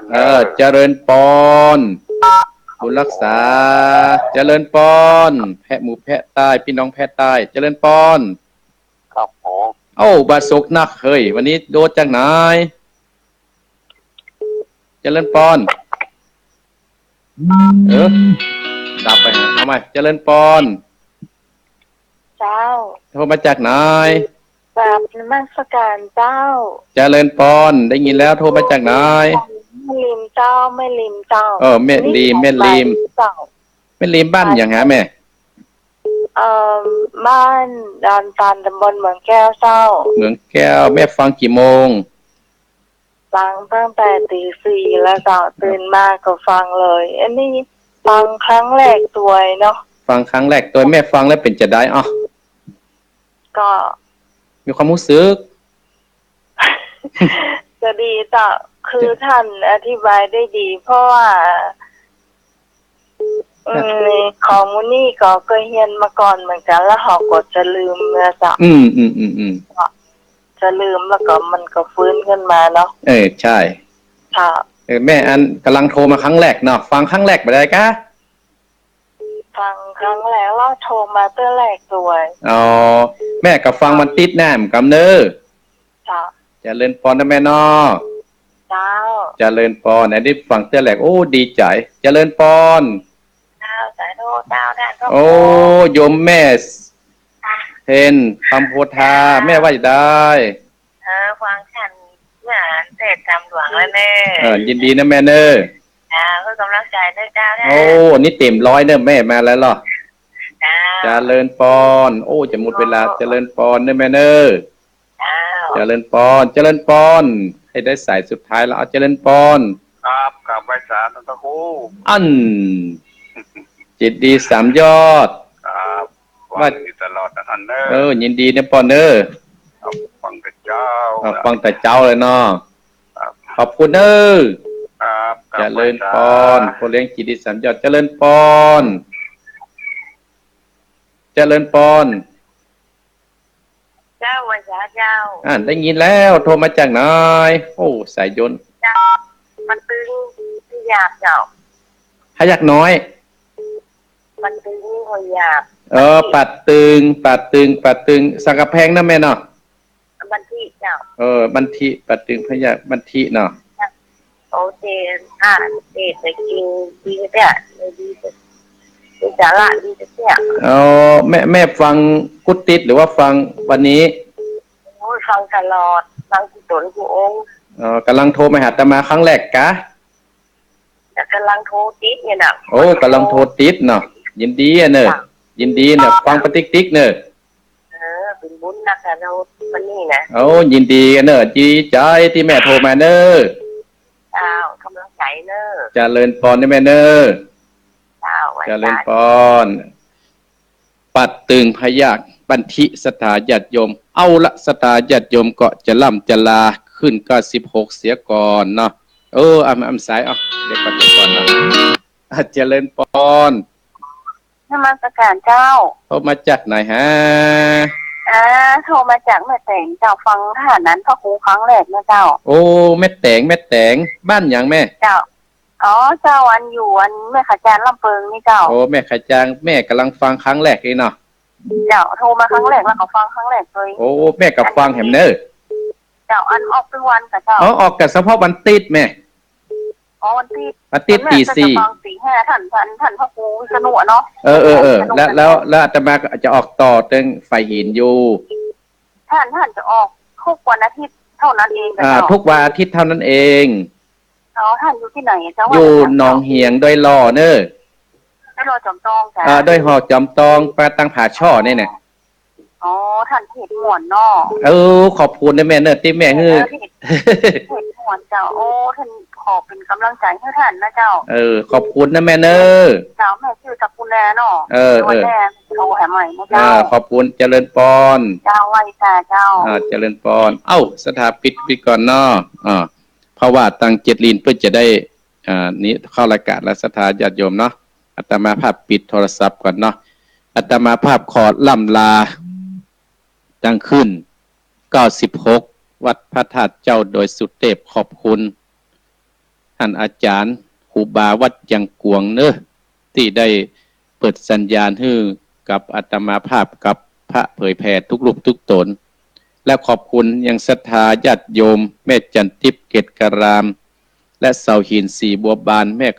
ม่ฟองคำแล้วก็น้องกอญาน้องเบี้ยวเวียงดองร่องพี่น้องเวียงดองแพะใต้แม่ริมเมืองแก้วแม่เพนเนอร์ทัจดี3 ยอดปัดตึงขอบคุณนักนะสถาญาติโยมและกับแม่แตงลำเปิงที่โทรมาตะกี้เนาะขอบคุณเนอแม่เนอฟังแหมเนออาตมาภาพจะมาวันติดตี 4เนอแม่เนอฟังแหมเนาะวันนี้เสียดายเขาอยู่กับอีพ่ออีแม่นะเรียนบอกให้ปล่อยไหนนะบอกให้ปล่อยไหนเตี้ยสถาญาติโยมให้อยู่อย่างเงี้ยแต่อยู่บ่ได้สถาญาติโยมเนาะเพราะว่าจำเป็นต้องล่ำลาพี่น้องศรัทธาก่อนเนาะแล้วก็อาตมาภาพก็จะปอนเท่ากับตั้ง96ก่อนเนาะแล้วก็ขึ้นทั้งหลายนั่นก็อาตมาภาพจะขอฉันน้ำสักหน่อยเดียวและอาตมาภาพก็จะเข้าต่อเนาะอยู่กันถึง6 โมงเนอะศรัทธาญาติโยมขอให้พี่น้องศรัทธาญาติโยมทุกท่านทุกคนฟังตั้ง96ก็มีจบมีใจสมดังคาถาบดีว่าสัพพิติโยวิวัสสันตุสัพพะโรโควินัสสันตุมาเตภวัตวันตรายโยสุขีติคายุโกภวะอภิวาทนะสีริสะนิจังอุตตาปจายโนจัตตารโอธรรมาวัฏันติอายุวันโนสุขังปะลังเน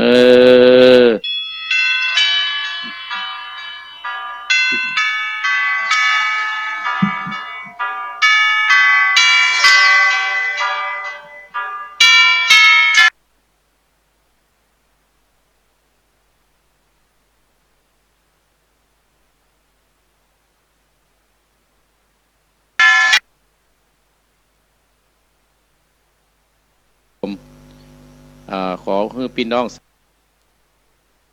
ตารโอธรรมาวัฏันติอายุวันโนสุขังปังเน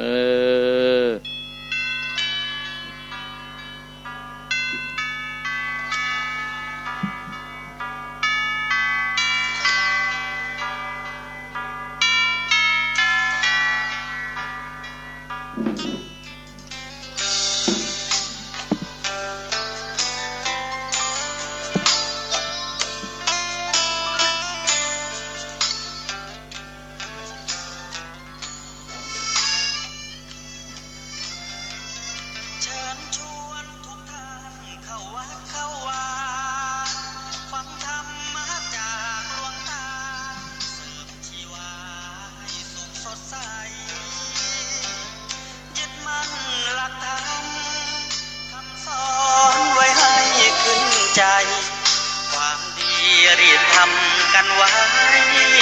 หญิงชายอย่าได้นายนี้เชิญชวนทุกท่านเข้าวัดเข้าวาทำบุญด้วยจิตศรัทธาบุญพาให้เราสุขีจะทำการใดนำใช้ในสิ่งดีดีทำบุญให้ทานวันนี้ไม่มีใครว่าใครชังสมัยก่อนประทับใจปู่ย่าตายายวันพระไม่เคยเบื่อหน่ายจำได้ไม่ลืมสักครั้งเหตุใดวันนี้มีคนเข้าวัดน้อยจังอยากให้เหมือนก่อนอีกครั้ง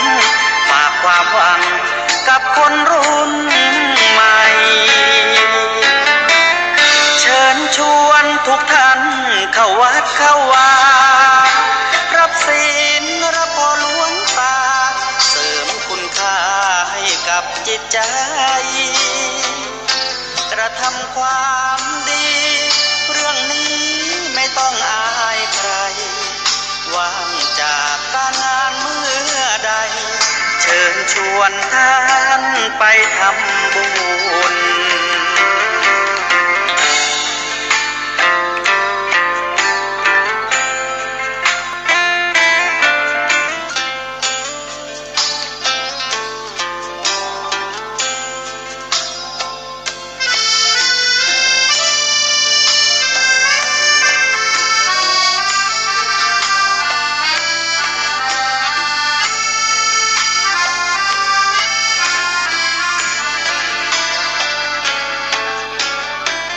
เชิญชวนทุกท่านเข้าวัดเข้าวารับศีลรับพรหลวงตาเสริมคุณค่าให้กับจิตใจกระทำความดีเรื่องนี้ไม่ต้องอายใครว่างจากการงานเมื่อใดเชิญชวนท่านไปทำบุญกระทำความดีเรื่องนี้ไม่ต้องอายใครฝากเพลงเชิญชวนจริงใจอย่าอายเรื่องการทำบุญ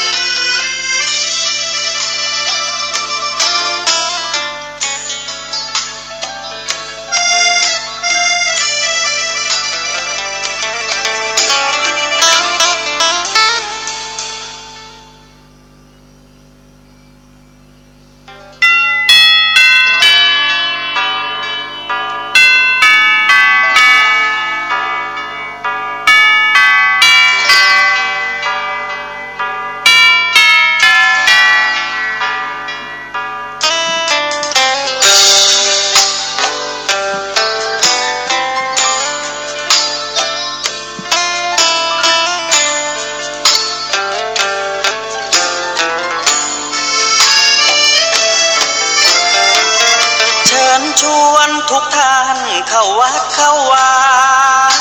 ฟังธรรมะจากหลวงตาเสริมชีวา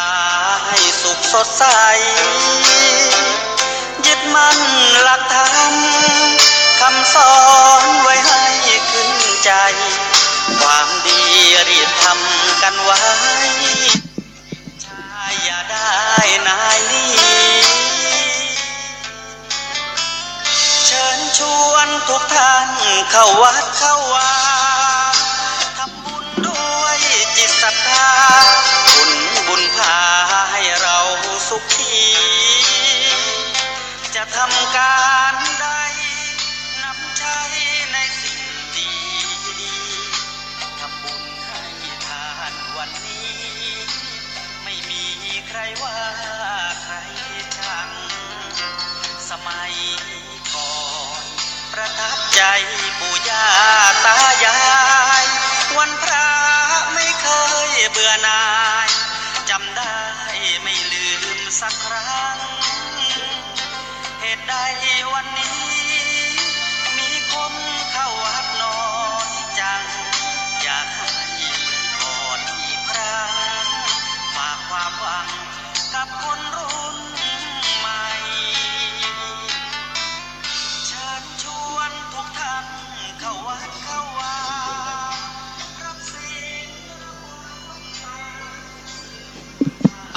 ละศรัทธาญาติโยมทั้งหลาย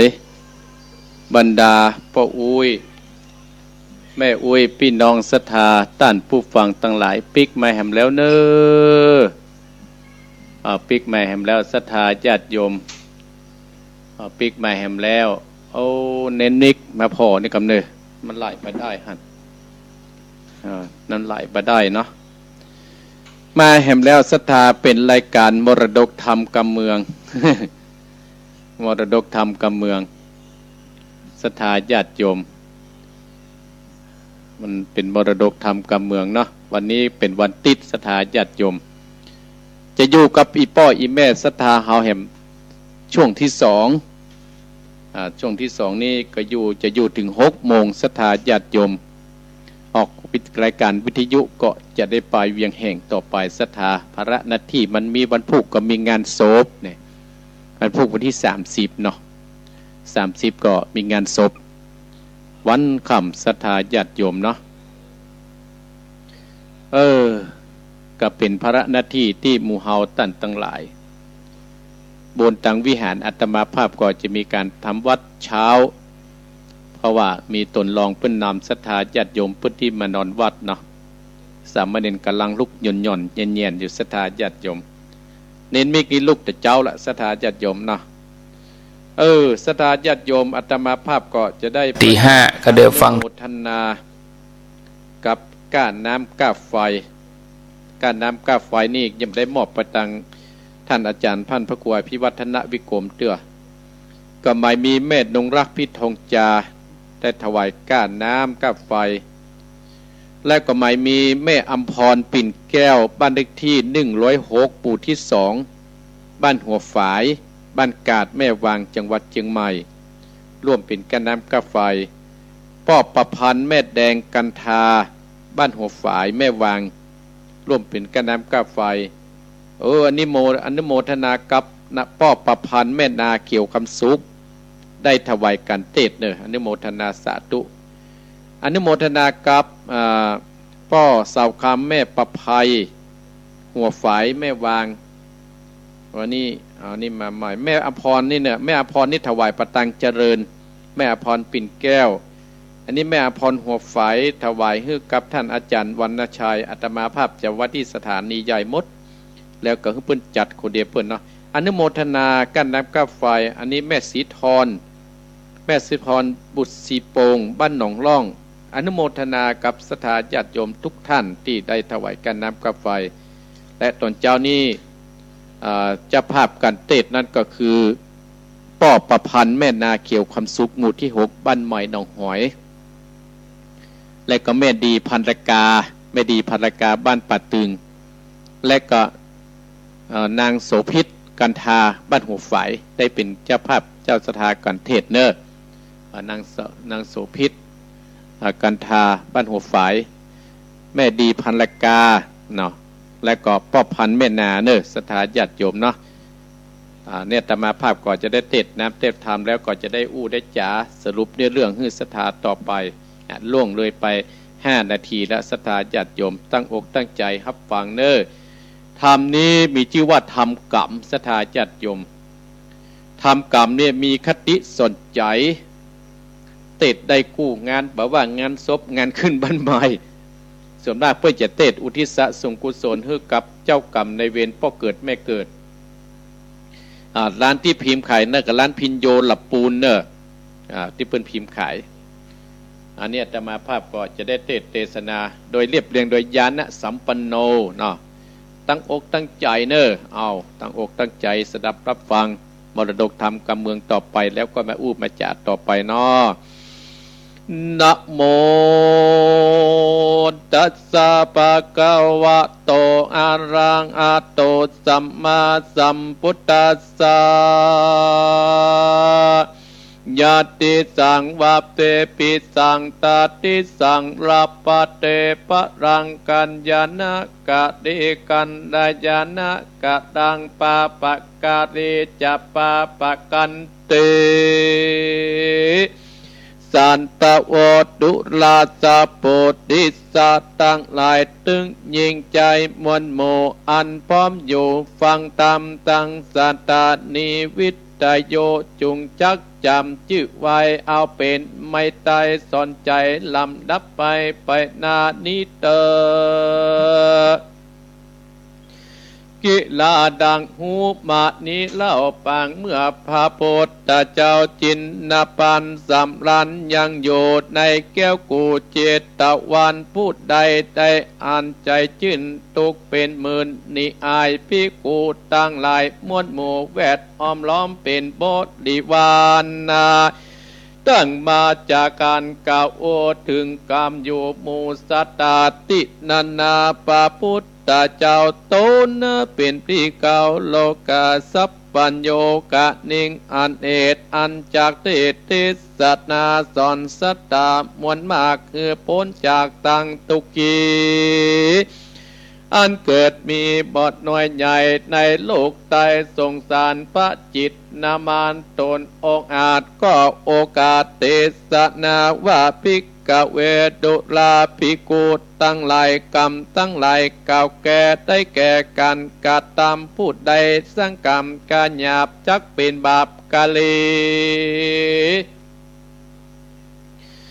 กะลีเป็นตังบอดีตวยไตการสร้างกรรมดีไว้กับตนกับตัวมันจะเป็นมงคลประเสริฐปะเกิดสวั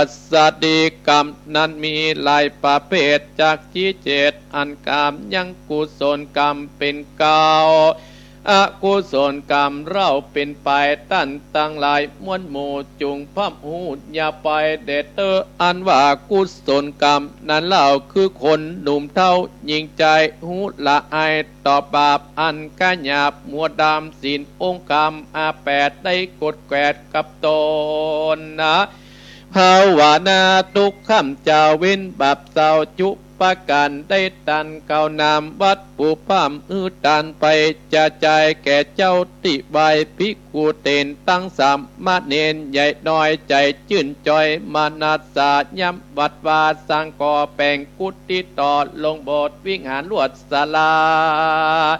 มีศาตาใหญ่กว้างลุ่มก่อสร้างยินดีพระปากาตินกอบบอดลาตั้งบวชพระบวชเด่นกัดตามเปลี่ยนบอกขาดบริจากตานไปด้วยใจศาตาจิ้นจอย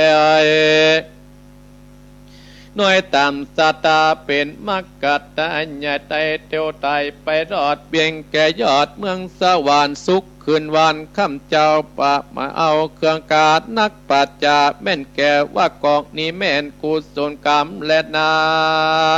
แถมปาการดึงใจที่ว่าอากุศลกรรมเป็นตังดำไม่เอาคือคนหนุ่มเต้ายิงใจบอดละอายต่อบาปใจกะหยาบกะดีเนี้ยบอดีจะต่อยพิษจากถ้อยกองสินใจอาจินอาบไม่คัสัดหน่วยใหญ่นาอย่าประหลาดดื้อด่านลักของต้านผู้อื่นมาบอดยื่นปางปานมีใจชื่นโซตั้งจุกะมามักกระจาจุหลอกอุออกพิษจันทำมีแต่กรรมไม่เอาดื่มสุรานำเหล้าเต้าประมาทดาสาเกิดเสียจาดเป็นคนการกุศลใหญ่น้อยไฟอ้อยกาดตามใจมวดดำการหยาบกาดตามบาปถึงวันเปิ้นตุดแห่งมันบอดลายเปิ้นหยับใดใครขางคอกตุกละหมอกหึงนานทนละมานเอาไม้ทุกกำใจเกืองกี่กันไตนีละปากไว้กาดจากเมืองคนย่อมเอาตนนะไปเกิดในลุ่มใจอาวิจิตทุกสวยทุกกีบไม่เดือดทุกบ่เอือดคืนบานปัดไข่ปันมันแกนว่ากองนี้แม่นอากุศลกรรมเป็นตังดำไม่เอาป้าตัวเก่าอาใบแหลดดาปอเมศรัทธาที่นั่งฟังธรรมตั้งสัตตานีวิตโจอันว่าอากุศลกรรมนั้นเล่าเป็นตังไม่มาขังกีแม่นจักมีก้ามากหน่วยนึ่งหากไปมือเป็นดังหลืดดันใจไปอย่าได้กัดตามมาเพราะเป็นกรรมบับปลายตุ้ยตอบใส่ลาวีกรรมบอดีบับเศร้าดังปาพุทธ ตาเจ้าจังสมปานอาทิตันแต่ตายปฏิไวยเป็นพระเวสสันดรกับสองสมอนอ่อนอ้อยงามชื่นจอยสองกาชื่อกันอาจารีนางมาตีนอดเนาเข้าปัดเสาดงดำส่วนองค์คำพี่น้องเข้าสู่ห้องดงดานกาดตามกันนาให้แดดอ่อนไม้เลือนลายจุงงัวควายผู้เผือกไปไทยส่วนนาควายปาดลาไม่เอาใจลั่นเราเรลนจักตัวอ่อนหลีกลีสองพี่เนกอบมากดไม้เปียกไม้ได้ฟาดควายเปาะมาไม่บาดเลือนลายเลือดน้อยเป็นสายดังควายกาดเป็นปีกรรมดีสร้างไว้เป็นป่าประกรรมใหญ่หมวดดำสององค์กรรมปีน้องเกิดในแห่งห้องเมืองโคนนากรรมบนดนบันดาลแต่เก่าเงือควายเต่าเกิดเป็นปูเกิดไปเข้าควายปูลามเกิดเป็นสุสุกปามกาหยาบเบนสับปันปีมาของสีนีนอดเนาเป็นข้าใจนางอามิตตากันว่าสองขาดได้แล้วกรรมบอกกาดแก้วไอ้นี้ได้ตีตอดหน้าพระเจ้าองค์คำมาย้อนว่าป่าประกรรมแต่ก่อนอันนอสององค์กาได้กระตามเช่นบ่อ่อนได้หนีอายอันได้ตีควายปุเท่ากรรมนั้นเล่าหยับลายตอบไส้แต่นี้กรรมนี้นี้มีแต่บ่แม่นแต่เป็นหมายตั้นตั้งลายม้วนโมจงอ้ามหูตามธรรมมาส่วนพระองค์กรรมเจ้าป่ากันพามหยับจ้าปะดาขอกันอาจจะดีแล้วได้บุบตีบอดลายก็บ่มีความกดไม่สันใดเต้ามีใจจุมชื่นปีติตื่นเจยบานวางเอาโพธิสมปานปิ่นเก่าพระเจ้าไปโพดดับทุกโศกบันพายเป็นหน้าที่อาศัยเป็นตีพึ่งแก่โลกตั้งสร้างบัดนี้และนาอันว่าบุญบาปกรรมนั้นเล่านักปัจเจ้าแต่ตายเทศนาเป็นกาตายาทิสังวาปเตปิจังตาทิสังลาปเตพลังลักกันนากันละยานางปาปากกาดีจะปาปากกังดังนี้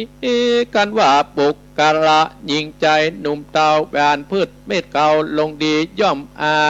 จินเงยงอกเป็นข้าวออกดังไม้บอกข้าวบอกไก่เป็นยาออกตามป่าดงดีกันกัดตามดีกดสร้างบุญกอบบ่อ่างเสียตนเป็นมงคลป่าเสริฐป่าเกิดเจยบานนาการสร้างบาปถอยลายบาปจางไล่ลาวีได้หือตุกขี่ไม่บาดตั้งแต่จัดปัจจุบันได้อ่านจัดนี้กันว่าตายหนีจากเมืองคนย่อมเอาตนไปเกิดในมดนรกเดือดอาบายเสวยทุกลายอาบไม้ทุกคำเจ้าเครื่องขีดจากสวดสดีจินจอยทุกจองอ้อยพักขามเกิดมาจากกรรมแต่ตายอันจางไว้ไปมันจางตอมตอบใส่ได้หลายและดียามบุญมีมาคอย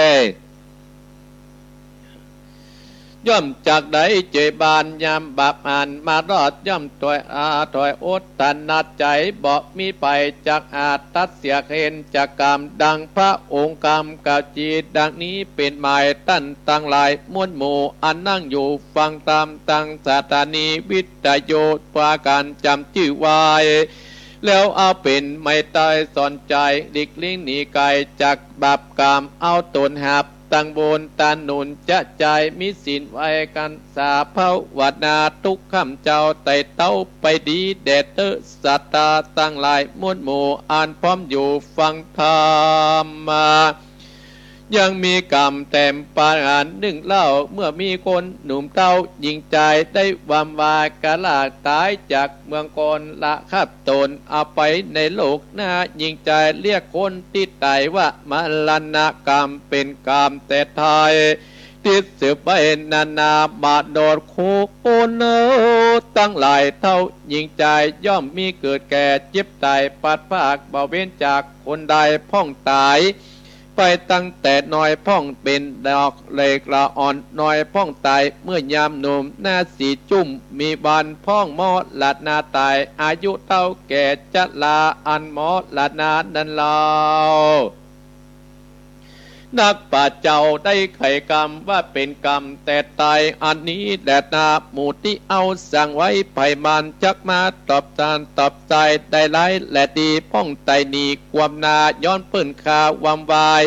พ้องก็ตายกวยกาดย้อนปัญญาตในตนจุ่มล่างคนไม่บอดกึดบอดลอดอเวจีเนี่ยกะดีบอดยานลักของท่านผู้อื่นตูดปันหมื่นบอดลายปื้นยับใส่คอกและนาบ่ได้ออกเต้าตายพ้องใจไงการหยาบแต่เล่าพ่อแม่เล่าจะสอนเนี่ยนางงอนโกดเกี้ยกินยาเลเนตตายเป็นปีพ้องลบหลีกนีหลีกเวนสิทธิ์หาเซนนีนายเสาะอาไม่ตั้งจูติดเอ็ดอยู่เป็นดีกว่าป้าตัวไม่มาดยาบะอาจจักหายมีแต่ตายสันเดียวนักปัจจะเร็วกาจีกองอันนี้ชื่อว่ากรรมภัยกระทำสันดายย่อมจากได้สันดีกับนั้นมีหลายอย่างมีต่างๆนานาบ่อาจจักกล่าวจีได้แจ้งทีปันหมายตั้นตั้งหลายมวลหมู่ฟังธรรมกรรมอยู่ลำดับนาผู้ใดก็หยับจากบับมาหมวดดำมาต่อตามตอบใจตกไหลเกินกี่กันผู้ใดมีแต่คำความดีมากกว่างบอดละห่างสินตามใส่จะจำจะใจปาการเจยบานก็พี่น้องตั้งหลายเฮ้ยที่ฟังตามตั้งสถานีวิทยุจุคนก็มีความสุขสำราญชื่นจอยตั้งไฟหอยผาธนากันละภาคตายจากเมืองคนก็เอาตนนั้นไปเกิดห้องจันฟ้าเริดเมืองสวรรค์หรือไปผ่านไปเกิดจันปายอดนิละปานบอดจ้าและนานิติต่างกิญาสังบรรณานาองกรรมก็บังคมสมเด็จสเด็จเอาละสตาญาติโยมทั้งหลายนะจบไปเห็นหนึ่งรายการหนึ่งผูกเป็นธรรมกรรมสถาญาติโยมเนาะที่เข้ามานี่ก็โอ้หลวงพ่อปิกเข้ามาพอเมื่อเก่า ญาติโยมเนาะขณะนี้เวลาก็ตี5 เศร้านาทีตีนฟ้ายกแล้วสถาลุกได้แล้วเนอลุกได้แล้วสถาญาติโยมเนาะลุกได้แล้วพี่น้องศรัทธาญาติโยมเจ้าภาพทำผูกเตี้ยแต่มาภาพเต็ดนี่ก็หมายมีโยมโสภิตกันทาบ้านต้องฝายหัวฝายเนาะต้องฝายหัวฝายนะแม่วางศรัทธาญาติโยมร่วมทำบุญเป็นเจ้าภาพกันเทศฝากโยมเพิ่นไว้อาตมาภาพได้รับแล้วเนออนุโมทนากับแม่ดีพันธกาที่ได้รับเป็นเจ้าภาพเจ้าศรัทธาเจ้าภาพเจ้าศรัทธาที่ได้เป็นการเทศและอนุโมทนากับป้อพันที่เป็นเจ้าภาพในศรัทธาญาติโยมเนาะอาตมาภาพการอนุโมทนาสาธุโดยบุญใดกุศลใดที่ศรัทธาท่านเจ้าภาพที่ได้ส่งมาให้อาตมาภาพก็ดีที่ได้ฝากแม่พองศรีไว้ก็ดีส่วนที่ฝากแม่พองศรีไว้อาตมาภาพได้รับแล้วเนอเจ้าภาพเนอกับหมายมีแม่แก้วใสวงศรีอุทิศไว้ภัยพักหน้าอยู่บ้านวังมุ่นเนออนุโมทนาสาธุและนางทองใสวงศรีในสลวุฒิสิทธิคงบ้านวังมุ่นได้รับแล้วเนอนี่อนุโมทนาและอนุโมทนากันเทศก็ไม่มีแม่เพนข่าวเตี้ยพร้อมด้วยลูกเต้าคู่คนบ้านตาจางอุทิศส่วนกุศลให้กับป้นน้อยปานแม่อุ้ยเงินจีนาอีที่ลงรับดับขันไปแล้วก็อนุโมทนากับศรัทธาแม่ดีสุพรมบ้านดงปินหวานร่วมทำบุญกับอาตมาภาพกันเทศโดยฝากผ่านจากแม่ แม่เพนขาเตี้ยตาจางแล้วก็แม่เพนก็ได้ฝากแม่พงศรีนะครับเรียบร้อยแล้วเนอะสตาแล้วก็อนุโมทนากับแม่เพนที่โทรมาวันนั้นอาตมาภาพจดไว้ในห้องแม่ ที่อยู่บ้านสีเตี้ยนะที่โฮมกฐินอาตมาภาพเก็บไว้หั่นได้กับฝากที่แม่พงศรีเนอะอาตมาภาพก็จะนำมาประกาศในรายการอาตมาภาพต่อไปก็ขอบคุณอนุโมทนาสาธุด้วยเนาะและก็อาตมาภาพก็ได้รับ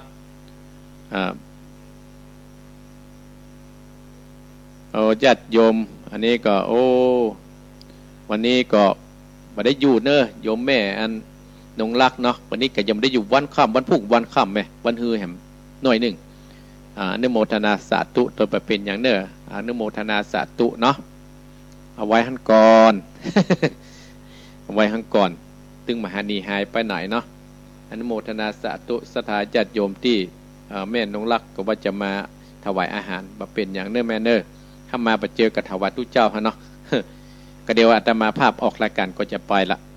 ไปเวียงแห่งนะแม่เนาะญาติโยมทั้งหลายน้ำธรรมคำสอนที่อาตมาภาพได้เทศจบไปชื่อว่าธรรมกรรมเนี่ยศรัทธาญาติโยม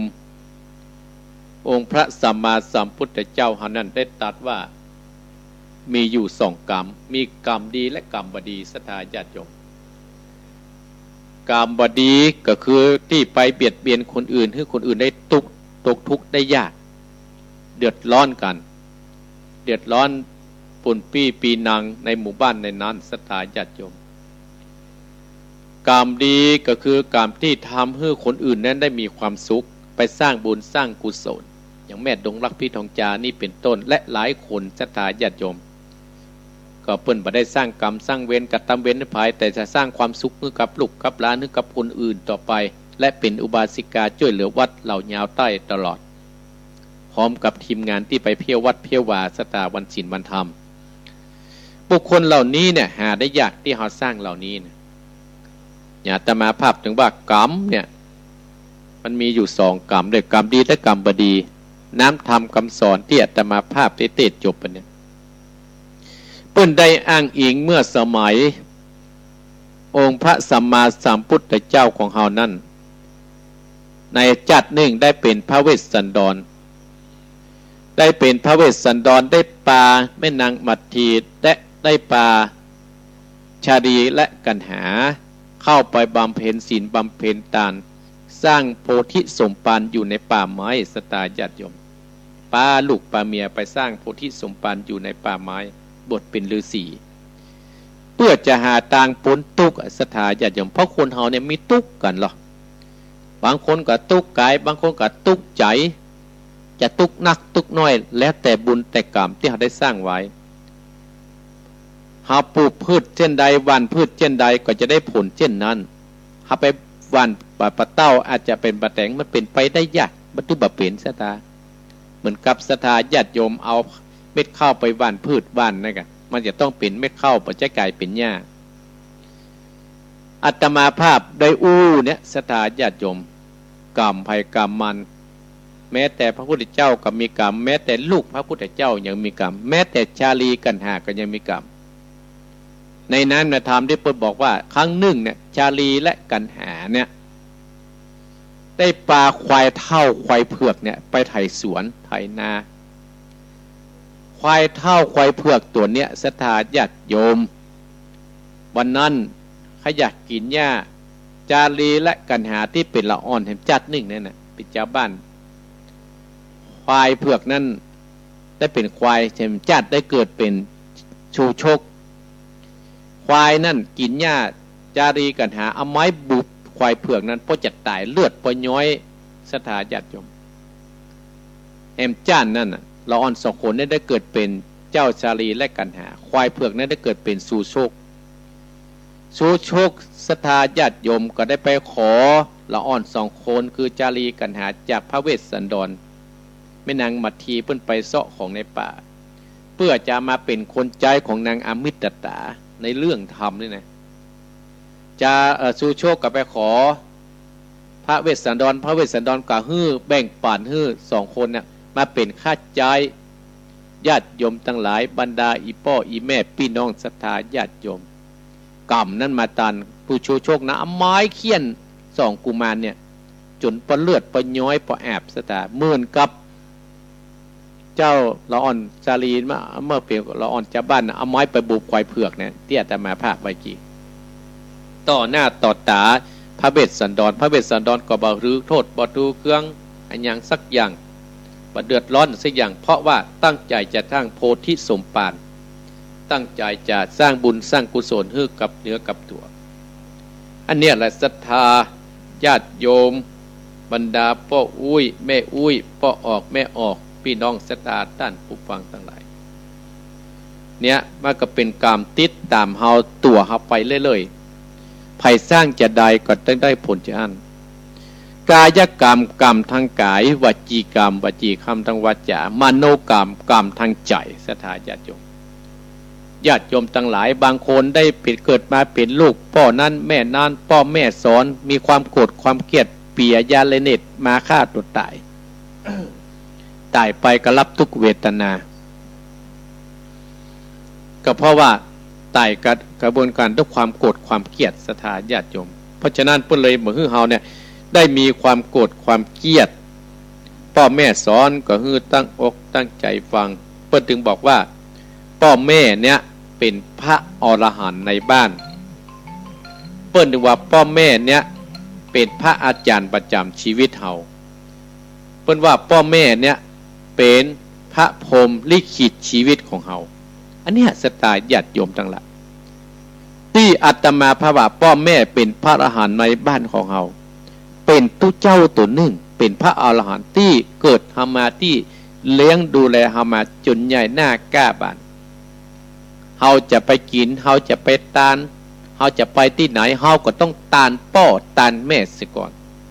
เปิ้นถึงไปตานพ่อตานแม่เสียก่อนแล้วถึงไปวัดไปว่าอันนี้เป็นพระอรหันต์ประจำบ้านเฮาพระผู้เฒ่าพระผู้แก่ที่อยู่วัดอยู่บ้านอยู่จองเฮาก็ต้องหมั่นไหว้แต่ต้องหมั่นสาเพราะว่าถ้าเฮามีพ่อเฮามีแม่เนี่ยศรัทธาญาติโยมเฮาคงจะมามีวันนี้แหละพ่อแม่ศรัทธาญาติโยมเป็นพระอาจารย์เป็นพระอาจารย์ตัวเฮาเปิ้นสอนเฮาสอนตั้งแต่อันนี้ปู่เนอะนี่ลุงเนอะสอนเฮาตั้งแต่เฮาเกิดมาแล้วสอนเฮาตั้งแต่เฮาอยู่เกิดออกจากท้องปอดท้องแม่ละสอนเฮาสอนเฮาจะเป็นกู้อย่างกู้เพลงศรัทธาญาติโยมเป็นอาจารย์คนแรกเฮาก็ได้อาจารย์ในบ้านเฮาก็ได้อาจารย์ประจำตัวเฮาก็ได้เปิ้นจะแดะจะนำให้เฮาอันเนี้ยศรัทธาญาติโยมเฮาก็ต้องปากันดูแลเปิ้นให้ดีแล้วพ่อแม่เนี่ยเป็นพระพรหมลิขิตชีวิตเฮาถ้าเฮามีพ่อแม่เนี่ยเปิ้นเป็นพระพรหมจี้ตางให้เฮาอย่าแต่มาภาพจังว่าเขาหลายคนลูกที่บ่ฟังกับพ่อกับแม่นี่นะมันตึงบ่ดีเน้อภายที่ฟังคำพ่อกับแม่นี่มันถึงดีเนอะเนี่ยอย่างก็จะเจริญรุ่งเรืองไปดังใดก็จะมีคนฮักคนหุ่มนี้เป็นต้นอันเนี้ยแหละศรัทธาญาติโยมทำกรรมเตียตมาภาพได้เทศนากรรมของคนเฮาเนี่ยมันบะเสี่ยงบะสุดศรัทธาญาติโยมจะกรรมเพราะฉะนั้นเพิ่นเลยได้ทำเพิ่นบอกว่าคือเฮาเนี่ยไขว่คว้าในการสร้างกรรมดีก็คือนำคนทั้งหลายเนี่ยไปประพฤติปฏิบัติที่วัดที่ว่านำไปประพฤติปฏิบัติที่วัดที่ว่าจีแนะคือคนที่เปิ้นเฮาบ่ฮู้ที่เฮาฮู้หลักจีแนะคือคนที่เปิ้นบ่ฮู้มันก็จะเป็นบุญเป็นกุศลกับตัวของเฮานะศรัทธามันก็จะเป็นบุญเป็นกุศลกับตัวของเฮาแล้วมันก็จะเฮาก็จะได้บุญได้กุศลต่อไปแห่งอันนี้แหละท่านทั้งหลายที่ได้สดับรับฟังในการเทศธรรมเรื่องกรรมที่อาตมาภาพได้นำมาเทศให้ศรัทธาญาติโยมได้ฟังในตอนเช้านี้ศรัทธาญาติโยมในธรรมเรื่องกุศลมูลที่เป็นรากเหง้าของกุศลต้นต่อของความดีของพุทธองค์เพิ่นสั่งสอนให้คนมีว่าอโรภะคือความคิดเผื่อแผ่คิดบริจาคเสียสละช่วยเหลือคนอื่นไม่อยากให้คนไม่อยากได้ของคนอื่นที่ไม่ใช่ของตนอโลภะนี่นะอโลภะคือความคิดเผื่อแผ่ อโทสะคือคิดเมตตาโดยบ่โกรธไผอโมหะคิดมีปัญญามีความเฉลียวฉลาดอันเนี้ยมีความคิดบ่ลงพิษพ่อแม่สอนเฮาก็บ่ลงพิษบ่ลงนี้เฮาต้องเอาอกเอาใจคูณเท่าพ่อแม่เฮานี่เป็นต้นอนุโมทนากับโยมนีรัชนีเนี่ยหยุดปุ้นน้องตองอนุโมทนาสาธุเนาะที่เข้ามาฟังก็คือเป็นบุญเป็นกุศลกำจูอุดดูเนอะอันนี้ก็อาตมาภาพได้เทศนาฮื้อศรัทธาพ่อแม่พี่น้องศรัทธาท่านผู้ฟังความแล้วมีนิทานเรื่องหนึ่งศรัทธาญาติโยมเรื่องทรัพย์นี้อาตมาภาพอาจจะได้ได้จ่าศรัทธาแต่ที่ควรปุ่มได้ฟังเนาะศรัทธานะเขาฟังแล้วก็จะเข้าใจยิ่งขึ้นทรัพย์ในดินเนี่ยอันนี้ชื่อว่าทรัพย์ในดินศรัทธาญาติโยมในการครั้งหนึ่งเนี่ยศรัทธาญาติโยมมีลูกของท่านพราหมณ์มี3 คนเป็นลูกขี้ค้านศรัทธาญาติโยมลูกขี้ค้านโอ้พ่อแม่ใจเวียกยากาศนี่ได้กระลับกระดอนเมื่อค่ำเมื่อคืนกับไปเอวฮะปิกมากินแล้วกระลับพ่อแม่ยากาศก็ตึงมาฟังแต่พ่อแม่นะเพิ่งก็ฮักลูกฮักเต้าศรัทธาญาติโยมเหมือนเข้าอนิจจังทุกขังอนัตตาเนี่ยพ่อแม่ก็จะเสี่ยงอายุไปหมดเสี่ยงอายุขายไปพ่อพราหมณ์นี่ก็เลยเรียกลูกเต้าตั้งหลายตั้งสามมาเพราะว่าโอ้ลูกเฮ้ยอีพ่อก็เหมือนก่อนที่อีพ่อจะสิ้นใจตายเนี่ยอีพ่อก็จะมีทรัพย์บ่มีอย่างจะฮื้อลูกฮื้อหลานกลัวลูกกั้นเมื่อพ่อแม่ยังมีชีวิตลูกก็กินอินนำสารานี้พ่อจะได้ตายจากลูกไปแล้วจะเอาตั้งหน้าเป็นไปสู่สวรรค์เจ้าฟ้าอย่างได้ก็ว่ากันไปญาติโยมทั้งหลายอีพ่อนี่มีทรัพย์เนี่ยฝังไว้ที่ดินในสวนเพื่อเหนื่อยคือลูกไปเสาะเอาคนเดียวถึง3 ลูก3 คนพ่อแม่พ่อตายไปศรัทธาจากป้ากันส่งสหันตันคาบเรียบร้อยแล้วก็ป้าปรึกษาว่าไอ้เฮาไปเสาะขุดสมบัติอีพ่อปะที่พ่อว่าฝังไว้ในดินท่านไหนญาติโยมทั้งหลาย3 พี่น้องไปเสาะขุดเสาะเขียได้ไป2-3 วันจุนให้ส่วนที่ดินท่านน่ะ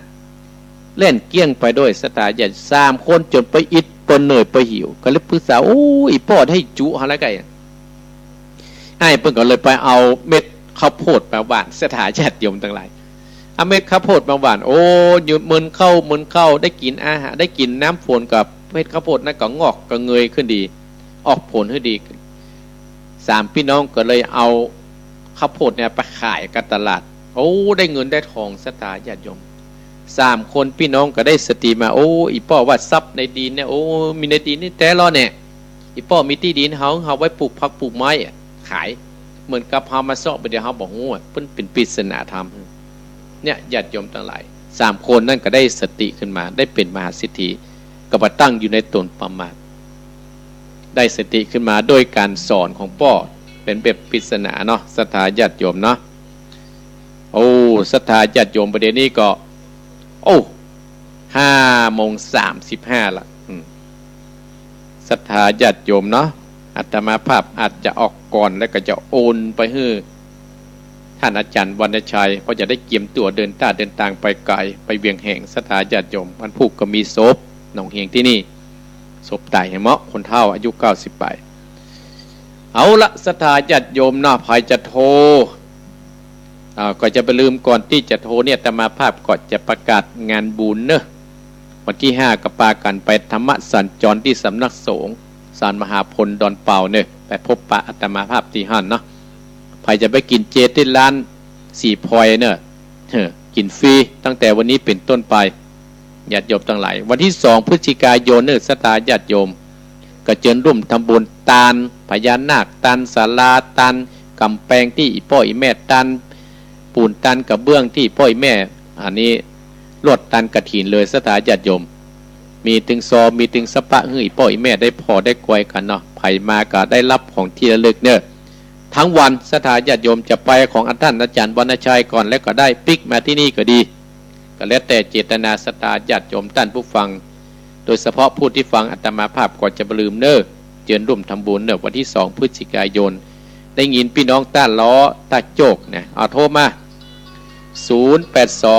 885 7225 0828577225อันเจริญปอน ครับผมท่านพระครูครับ พ่อบุญธรรม ครับผม ได้ยินก่อพ่อบุญธรรม ได้ยินแล้วครับ ได้ยินกี่โมง ฟังตั้งแต่4 โมงมาแล้วครับ ฟังตังเฟซกะ ครับ อ๋อแม่ตื่นหรือยัง ตื่นแล้วครับฟังด้วยกันเนี่ยครับ โยมปี้ไปโรงพยาบาลมาหรือยังอ่ะ มาแล้วครับเปิดรังรับอยู่ครับ อ๋อลังรับบ่ได้ฟังอ่ะเนาะ ครับ ยินดีเนอะ แม่ฝากความคิดถึงว่าบ่ได้โทรหาว่ะ ยินดีนะแม่เนอะบุญรักษาแม่เนอะเจริญปอนนะปอนเนอะ ครับ เจริญปอนพ่อบุญธรรม ไว้จ้ะ เจริญปอนเจริญปอน ผมเดียวฟังอยู่เด้อ โอ้น้องเบลมาอีกแล้วน้องเบล เลยนะ น้องเบลยังติดตามอาตมาอยู่เนาะ เป็นครับของพระครูวรนาถครับ พระครูวรธรรมนาถนะวันนี้ไปห้องเพลงกี่โมง อ๋อวันนี้ไม่ได้ไปวันอ๋อไปวันพุธครับ วันพุธเนาะวันจันทร์เนาะ วันนี้น่าจะมาไหวเจ็บคอ ห้องได้กี่เพลงวันหนึ่งอ่ะ อะไรก็ครับ ห้องได้กี่เพลงวันหนึ่งอ่ะ วันหนึ่งก็อ้องหลายอยู่ครับ อ้องได้กับทรงกลางคือแม่ ดีละดีอนุโมทนาสาธุเนอะ เดือนไหนเนี่ย2 ปันเนี่ยครับ ดีละดีบุญรักษาแน่ไอเนอะ ไว้สารนะครับเพื่อกับรักใจนะครับผม เจริญปอนเจริญปอนน้องเบลเจริญปอน อ้าวแม่ปานีนะ แม่ปานีมาแล้ว แม่ปานีว่าจะได้ แม่ปานีวันนั้นให้ได้สักอันแม่อันฉี่ไปเนาะ แม่พองเนาะ แม่พองฉี่บางมุ่นเนาะ ดีเพิ่นไปหาหรือยัง แม่จะโทรเดี๋ยวไปแม่จะโทรไปอยู่กันแม่อันมันงานตัวเพิ่งก็มีเนี่ยวันนั้นน่ะ โทรหาเนอะโทรหาแม่พองศรีเนอะ เออ วันนี้ว่าจะได้ วันนี้น่ะพระครูแม่ลืมตื่นแม่ไม่ได้ไหว้พระกับพระครูลูก เป็นยังไหวไม้ พระครูยังออกวันจันทร์ตัวอย่างใช่กัน วันจันทร์มันแรงถึงกำแห่งวันเนาะ โอ้ฉันต้องตื่นกว่าพระครูบรรยงจบไม่ได้กับเบาเนี่ย เจริญปอนนะแม่เนอะ พระครูออกในแม่พอพระครูคนเล่าอย่างละ เจริญปอนนะแม่เนอะ ไหว้ขาเจ้านอนได้อย่างทั้งวัน เจริญปอนเจริญปอนเจริญปอนแม่ ไหว้สารเจ้าค่ะพระครูเพลนเนอร์ แม่เพนแต่ประกาศที่อันแม่เพนบอกเรื่องแห่เนอะอาตมาช่วยเป็นห้องบ้านเลย เจ้าแม่ทุกแก้วสอนศรีนุสรณ์ แม่สุกแก้ว ทอดกระถิ่น200 บาทจ้ามาธีรพรจ้า อนุโมทนาสาธุเนอะ จ้า เจริญ มา ปอน จะกินจะรักษาท่านพระครูเด้อ เอาฝากแม่พงศรีเนอะ จ้าฝากกันผมดีมาเอาอย่างเด้อแล้วไปเอาน้องกระถิ่นเท่ามาแจกกี่เจ้า เจริญปอนนะแม่เนอะ จ้าไหว้สารเจ้า เจริญปอนแม่เพนประกาศให้เรียบร้อยโอ้เก่งมากแม่เพนเนี่ยเป็นสะพานบุญแต่เจริญปอน ไหว้สาเจ้าด่านพระครู โอ้มาบัดเดียว มาบัดเดียว ทราบได้ดินอย่างเปิ่นว่าปอมันสอนไว้นั่นกันเนาะ หน้ากะซับในดีเนี่ยเนาะมันหมูเรื่องมันเมาขี้คานเนี่ยไง ได้กันนอนรับวัดขำได้กินยัง น่ากะรอดวงจัดตาน่ะกันเนาะเวียงจัดการวันนี้ปรังได้มาจาน วันนี้จะไปเลี้ยงเพนเจ้า ที่ไหน วัดปากบางเจริญนะ วันนี้เพิ่นมีงานแล้วกะ แม่เขาตึงไปเดือนละครั้งเนี่ย ยินดีเอาบุญกุศลคุ้มครองรักษาเนอะ จ้า เจริญปอนนะแม่เนอะ ไหว้สาเจ้าแท้จริงดีเจ้า เจริญปอนเจริญปอน เจ้าน้ำมัสการเจ้า แม่หลวงแม่นกอ เจ้า หายอ่ะ ที่สมัยแม่ริมเจ้าตะกี้โทรหารอบ1แล้วเจ้า แม่ลิมกะ ที่สมัยแม่ริมเจ้า พี่สนวยแม่ลิมแม่ฟังสถานีไหนตอนนี้คลื่น104ขึ้นแล้ว4ชัดเจนเดียวแม่เนาะ เจ้า โอ้แม่พิสมัยอายุตาได ลองทายดู อายุ60 บอกคนน่าเกินกันฮะ น่าเกิน50ประมาณนะฮะ อาตมานี่58แล้วเนอะ รุ่นน้องอยู่เจ้ารุ่นน้องท่านพระครูอยู่ เอาอยู่แถวไหนก็แม่ริมเนี่ย อยู่ตำบลเมืองแก้วเจ้า ตำบลเหมืองแก้วแต่แม่หูติฮะแต่หูก็ไม่ริมเลย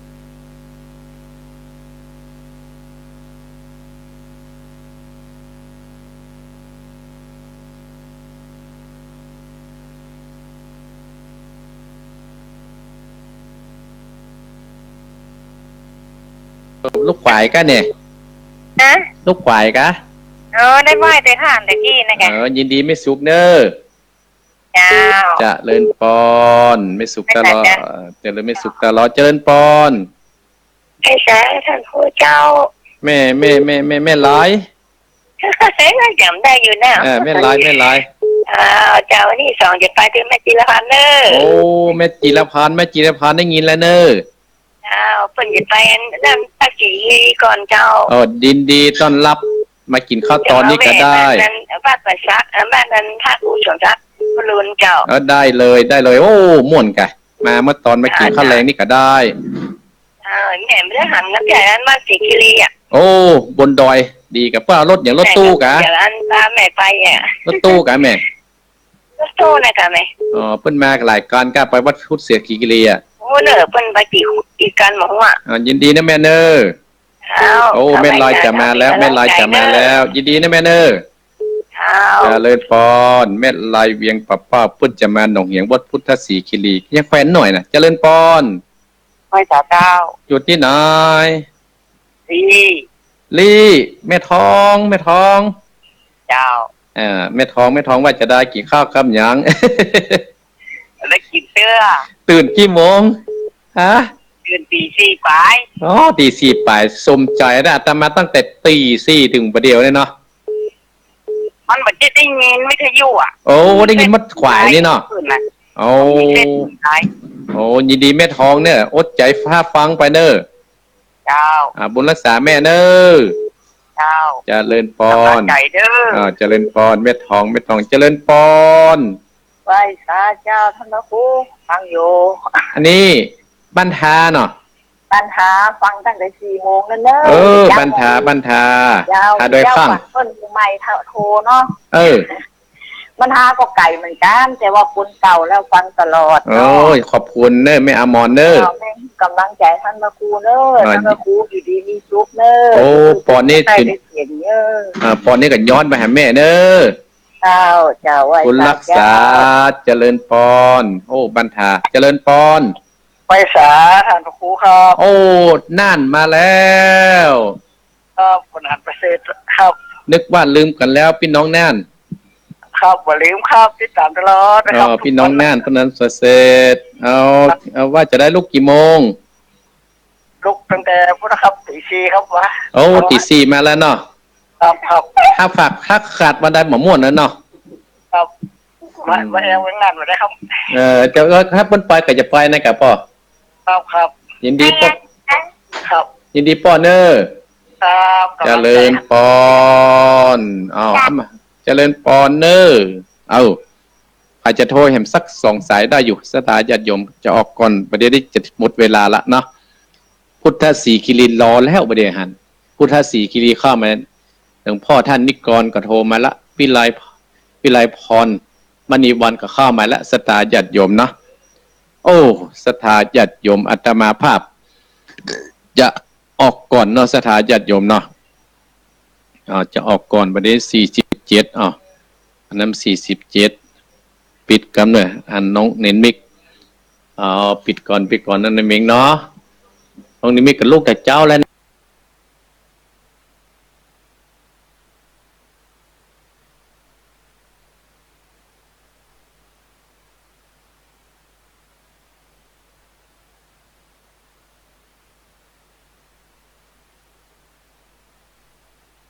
อันนั้น47ปิดกันเลยอันน้องปิดก่อนนั่นเองเนาะตรงนี้มีกับลูกแต่เจ้าแล้วนะเนาะสถาญาติโยมอาตมาภาพก็ขอขอบพระคุณสถาญาติโยมทุกท่านทุกคนเนอะและขอบคุณแม่ลายเนอะขอบคุณแม่จีรพันธ์นี่แม่เนอะพ่อบุญธรรม ปีว่าจะได้ก็มาร่วมกันเนอะที่จะเข้าไปเอวหาดิก้าเนาะถ้ามีโอกาสเนาะ ยิ้มกันให้ค่อยหัวกันอยู่หั่นเนาะศรัทธาญาติโยมกำลังอกกำลังใจเนี่ยศรัทธาญาติโยมคือเป็นเรื่องใหญ่นะศรัทธาญาติโยมอาตมาภาพขอบคุณศรัทธาญาติโยมขึ้นสีขาวตั้งแต่อาตมาภาพจัดรายการมาเนี่ยศรัทธาญาติโยมวัดหนองเหียงนี่ก็ตึงบ่ลืมบุญคุณพี่น้องศรัทธาขึ้นสีขาวเฮาได้ที่ดินเพิ่มข่าวที่แล้วประเดี๋ยวนี้อาตมาภาพเอาที่ดินนั้นมาแปลงศาลาเอามาแปลงอ่างน้ำเอามาแปลงประซุ้มประตูหลายๆอย่างแปลงศาลาแปลงซุ้มประตูแปลงกำแพงแวดหมดคิดที่ดินก็ได้รับความเมตตาจากบรรดาขึ้นสีขาวเขาเนี้ยที่ช่วยกันบริจาคกำจูอาตมาภาพและอาตมาภาพจัดตานวันที่2ก็เจิญบรรดาอีพ่ออีแม่ทุกท่านทุกคนตัวแล้วก็เปิ้นจะมีถึงวันทั้งวันศรัทธาญาติโยมอาตมาภาพเลี้ยงทั้งวันเนาะคนใดมาแล้วอาตมาภาพก็จะมีของที่ระลึกคืออาตมาภาพบอกเอาฝากนะคนใดมาก็จะได้อะเนาะคนใดมาก็จะได้จะเป็นอันอย่างบอกเตื้อเนาะเอาท้ายที่สุดเนี่ยอาตมาภาพขออำนวยอวยพรให้กับศรัทธาญาติโยมทุกท่านทุกคนจงมีแต่ความสุขและความเจริญยิ่งขึ้นไปเนอะตั้งอกตั้งใจเอาปอนเนอไหวไม่อุ้ยไม่ไล่ไหวเนอเอาปอนเนอใจยะสิทธิทานังลาพังโสติปะขยังสุขังพนัญจโนจะโพกังอุติใจยะสวาสตะวันเสนจัดชีวสิทธิพระวันโตเตสปีติโยนิวัตสันตุสัพพะโรโควินาสันตุมาเต็มตรายโยสุขีติขายุโกภวะอภิวาทนาสีริสะนิจังอุตตาปจายโนจัตตารโอธรรมาวัฏฏันติอายุวันโนสุขังปะลัง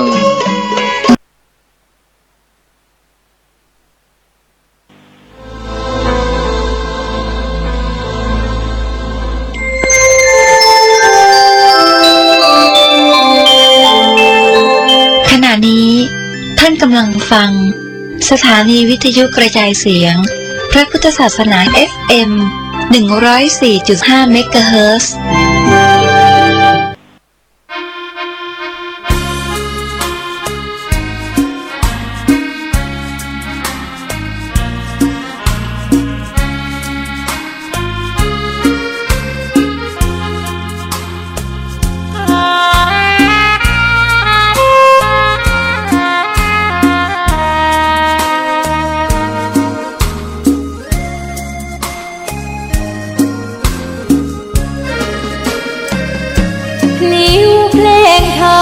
ถูกถ้อยคำเข้าถึงจิตใจฟังรายการวิทยุเสียงใสส่งถึงใจไปสู่ปลายนาสารธรรมน้อมนำมองพระศาสดาบอก